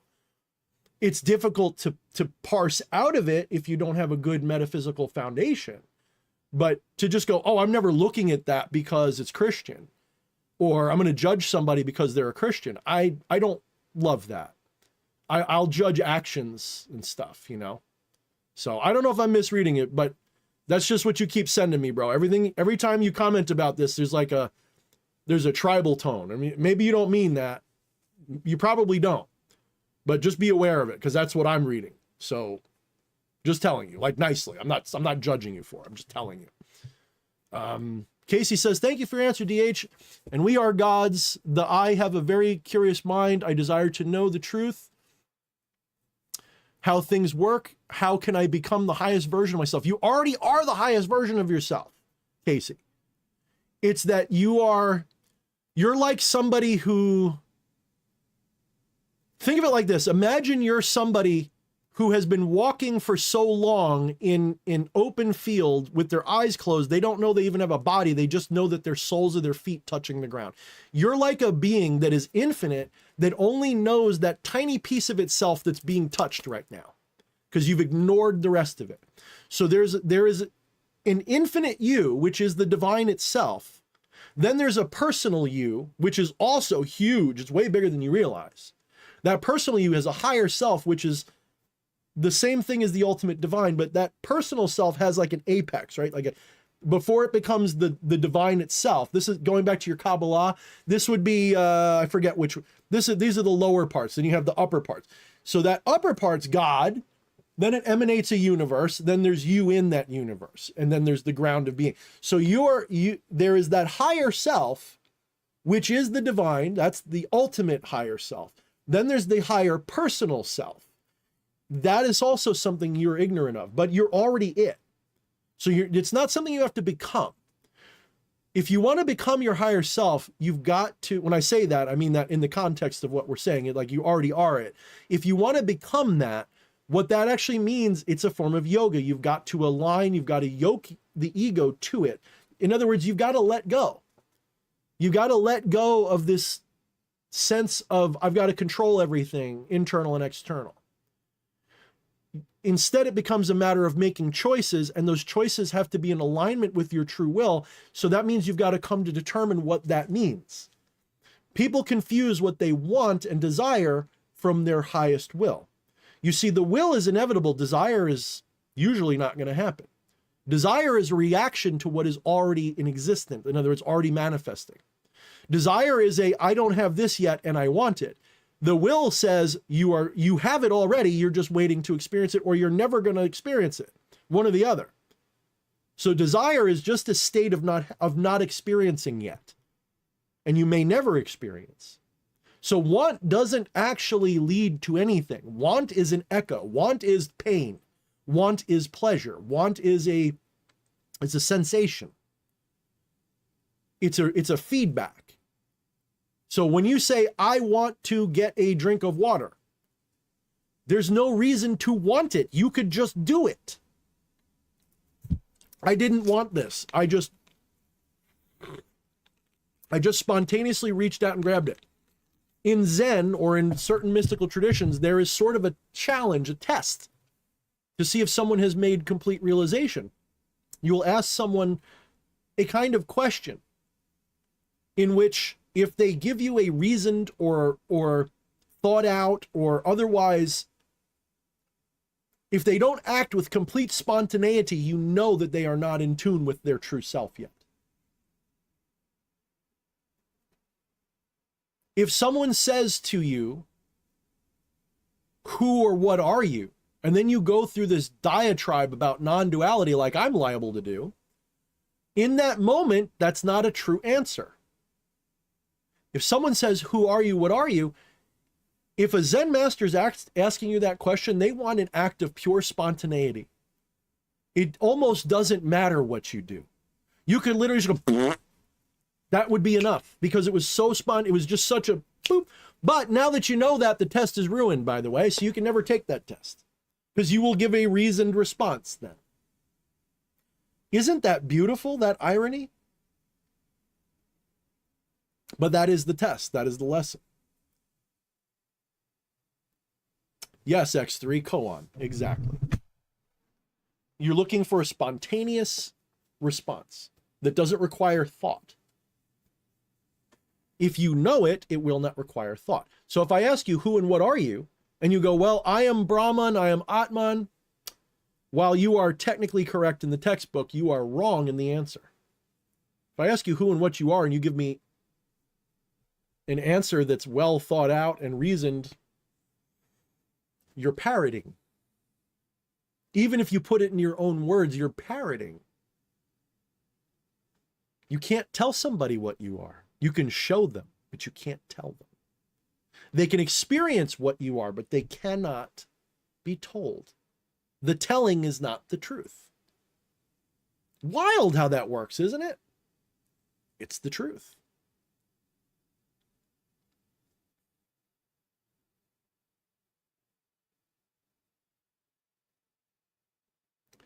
We Are God says, if you choose to become involved in magic, don't become an armchair magician, one that only studies and never practices. Yes and no. When we say practice, you're right. I'm not disagreeing with you. I'm not going to disagree with you. But what I want to say is that as a matter of semantics, what do we mean by practice? Because meditation is a form of practice. Jhana is a form of, yoga is a form of, there's all these different ways of practicing this art. Because it is the purest art form. It is the ultimate art form. It's not an art form of expression to others, expression to self. It is realizing that every thought you've ever had is a prayer to yourself, to the divine, to consciousness. It is realizing that every action that you take is an act of worship of the highest self.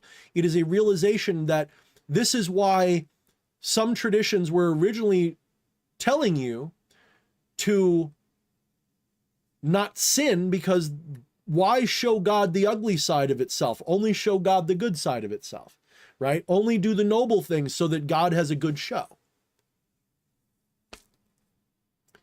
MMA can be a practice. Martial arts is a valid spiritual practice. It absolutely, anybody who tells you it isn't, doesn't know what they're talking about. Martial arts is absolutely, can be a form of spiritual practice. It was for me. By going through even hardcore fighting, sparring, whatever, there was, if you're doing it right, you enter states of consciousness which make you a better fighter, but they're also conducive to enlightenment. Because you have to transcend this egoic self and stop reacting to everything. You've got to act. You've got to respond or act, not react. You've got to be in control. Even if they're dominating you, you can control them. It's like black magic. But to do that, you've got to actually transcend. I knew whenever I was going to win or lose a fight, and one of the ways I could usually tell, like, this is not going to go well. It's not just because they're big or whatever. I could tell when I wasn't aligned, when I was reacting, or when I was on my back foot, so to speak. But I could tell the same person on another day, I would be in the zone and they would be just putty in my hands because it didn't matter what they did. I was controlling it. I was acting. They were responding to me. They were, it's the OODA loop thing, right? You put them on their back foot. Very similar. Make them plan, make them strategize around you. And when you act, yes, it's fine to start the fight with a strategy in mind. That's fine, but it should always be spontaneous in an intuitive and appropriate way. So a good martial artist gets into a zone, just like a good musician, just like a good author. You get into a zone and you just let it flow out of you. It'll just come naturally. Does that mean you're going to win every fight? No, but you'll fight well. You'll die well too if you don't win. But you will be in the flow. If you lose, it's simply because it was your time to lose. It wasn't because you were getting in your own way. Odo asks, can you do more bow staff videos? Probably not, but I do. I'm not like an expert of bow staff. I just enjoy the stuff. I haven't done martial arts like in a dedicated way in 20 years. So everything I do now is just like, I remember doing it this way. And it's more of a, like, I can still fight, but I'm sloppy now. I don't look like I could fight. But there was a time I ate, slept, and every moment of my life was martial arts for several years.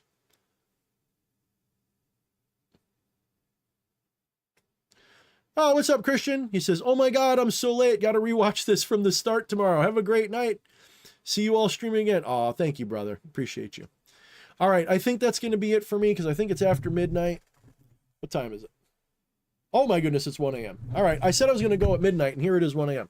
So I want to thank all of you guys. Thank you for tuning back into my lost, coming back after all this time that I haven't been doing streams and stuff. And hopefully I will get back to making more content. I'm still a little burnt out on certain things, but I'll try to get back into the habit of doing at least a weekly stream starting now. And at some point I've got to formulate what I want to make my channel about, my brand, whatever. And it's going to be a little different, but basically the same. So it's kind of like, I'm sort of waiting for certain things to come out, if that makes sense. There's things that I anticipate coming out over the next anywhere from 1 to 10 years. I'm not going to wait 10 years, but I'm waiting for certain confirmations and certain things to be revealed before I really unload with what I'd like to do. But there's things I've got to learn before then anyway. So I'm actually in a learning phase right now. That's probably why I haven't been as creative, because I'm just so busy absorbing. So once I'm done absorbing and I'm ready to really pop off with everything, I will. But I will tell you this much. You guys ready? I'm going to give a rare endorsement. There is a YouTube, there is a character out there, which some of you probably won't like, but some of you might love. So it's this guy named Daryl Atka. Now I'm not saying that he is, well, this is what I like about him. He's very sincere. He tells you, I have been channeling this thing that I believe is an alien named Bashar. It is one of the Sasani aliens. And he says, he makes it clear that that's what he thinks it is. He doesn't say objectively that's what it definitely is. He says, that's what I believe it is. That's what my experience is. He's very clever in that regard. He's like me. If you listen to this guy, you're going to go, wow, this guy and Thorne, very different, night and day, but they say a lot of the same things. So I discovered him like maybe 6 months ago. I had already been working with my manifestation / dimensional travel method of magic for at least 3 or 4 years at that point, though I didn't always call it that. But about 2 years ago, I started talking about it that way. Then I found out about Bashar about 6 months or so ago, and he's selling almost the exact same thing as I talk about. He sees reality almost exactly the way I do, and he's been channeling it supposedly from this entity. Well, I've been channeling things from my own entities for a long time.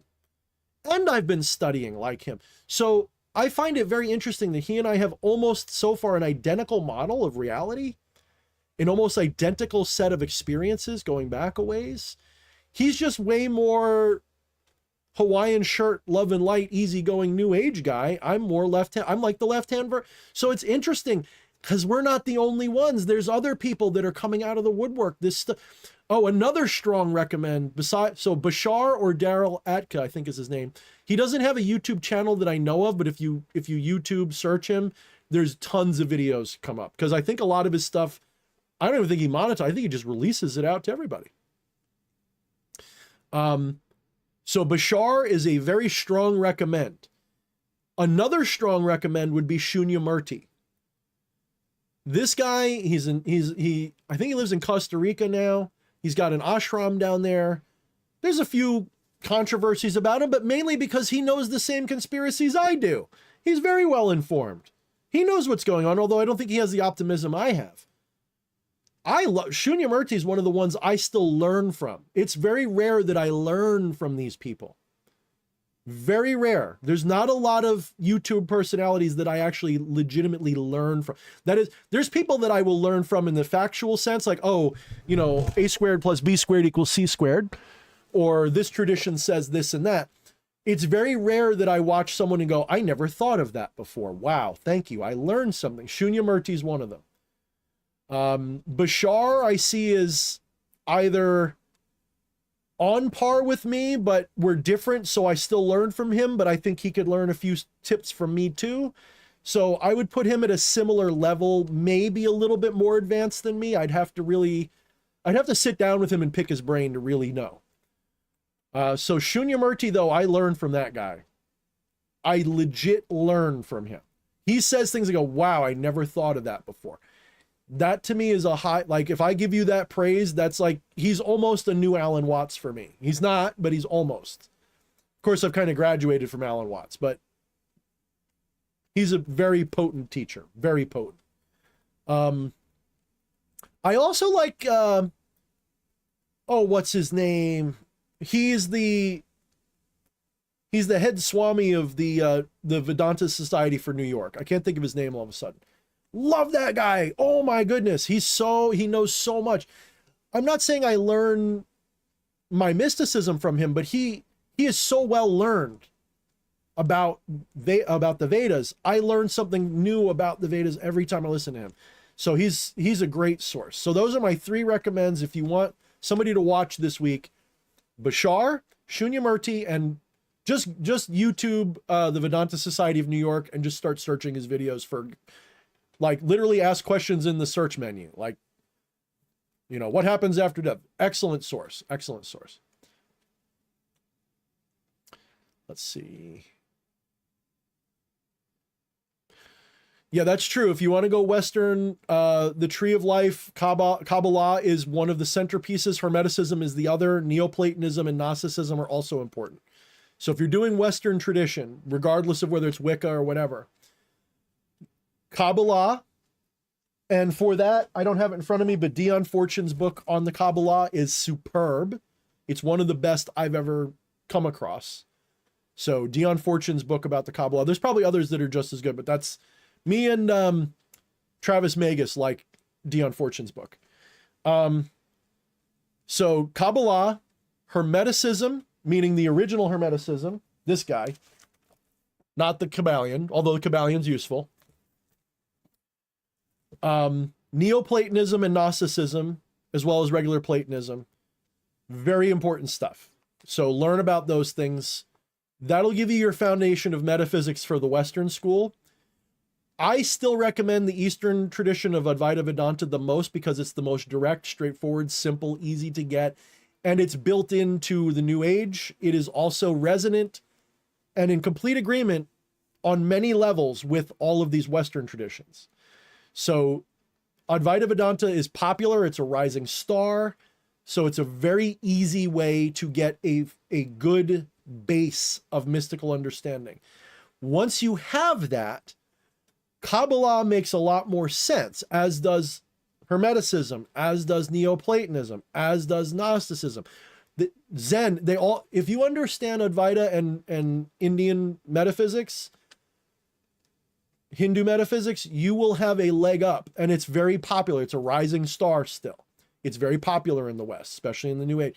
The only problem is it is also corrupted a lot by the Western treatment of it. So like you have Neo-Advaita, which is a little off.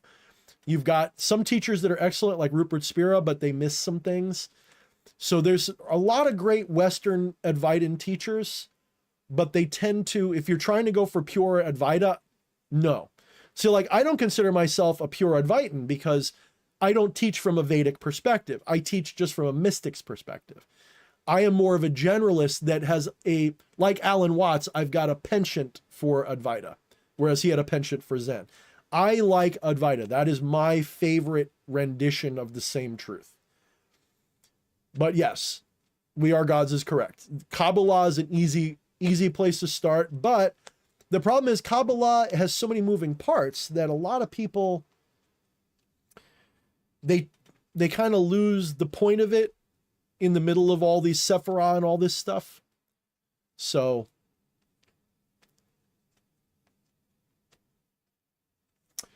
yeah, I can type a moto. I can try anyway. So I'll do that and then I'll call it quits. So you have Bashar or Daryl. I always forget if it's Atka or Akin. I think it's Atka.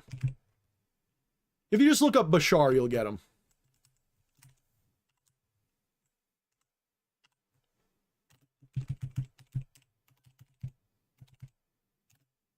And then Shunyamurti, and then, you know what, I'm just going to Google it. I can never remember this guy's name.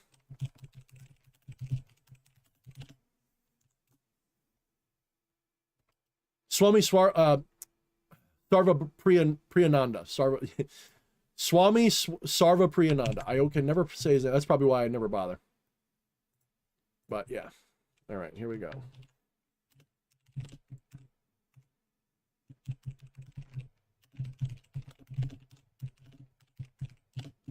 And you know what? I'm going to give you a couple others just for fun, because these are also very strong influences on me.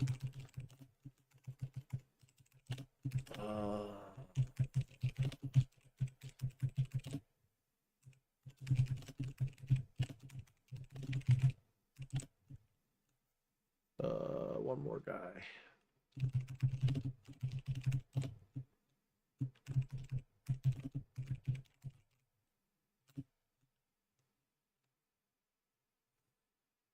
Oh, what's that guy's name?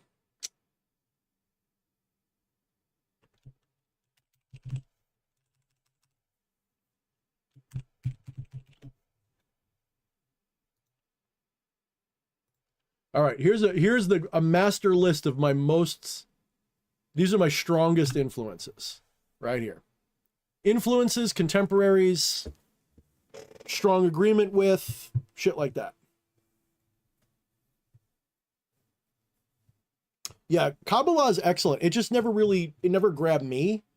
It's a great map of consciousness. It's fantastic. It's just not the one that really resonated with me. Not because it's wrong. It's just like some people like Chinese food, some people like cheeseburgers, right? Similar sense, Kabbalah never did it for me. Eastern mysticism was always just, I must have been Indian or something. I must have spent time in a past life. That must have been how I got it. Because Western stuff doesn't do it for me as strong. Either that or I'm from the old school from Atlantis or something, and Hinduism is closest to that. It's possible. So, all right, gang.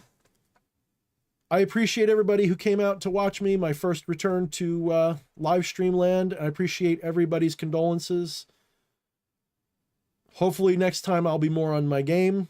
It's getting a little easier all the time, but it still hurts, as I'm sure you know. I know I said a lot of negative things about my mom, but that's just getting the poison out. I love her dearly and I miss her. I believe she was a good person. She just had problems. And Mom, if you're watching, I know you hated it when I would talk about you to people, especially negatively, but I think you understand that this is just getting the poison out. Anyway, guys, I should hopefully see you next week. If not, definitely the week after. It really depends on how the moving goes. To everyone who's new, to everyone who had questions, I thank you. Join us. And I love doing Q&As, so let's do it. Thanks, guys. Woo! All right, I don't know how to end it. Bye.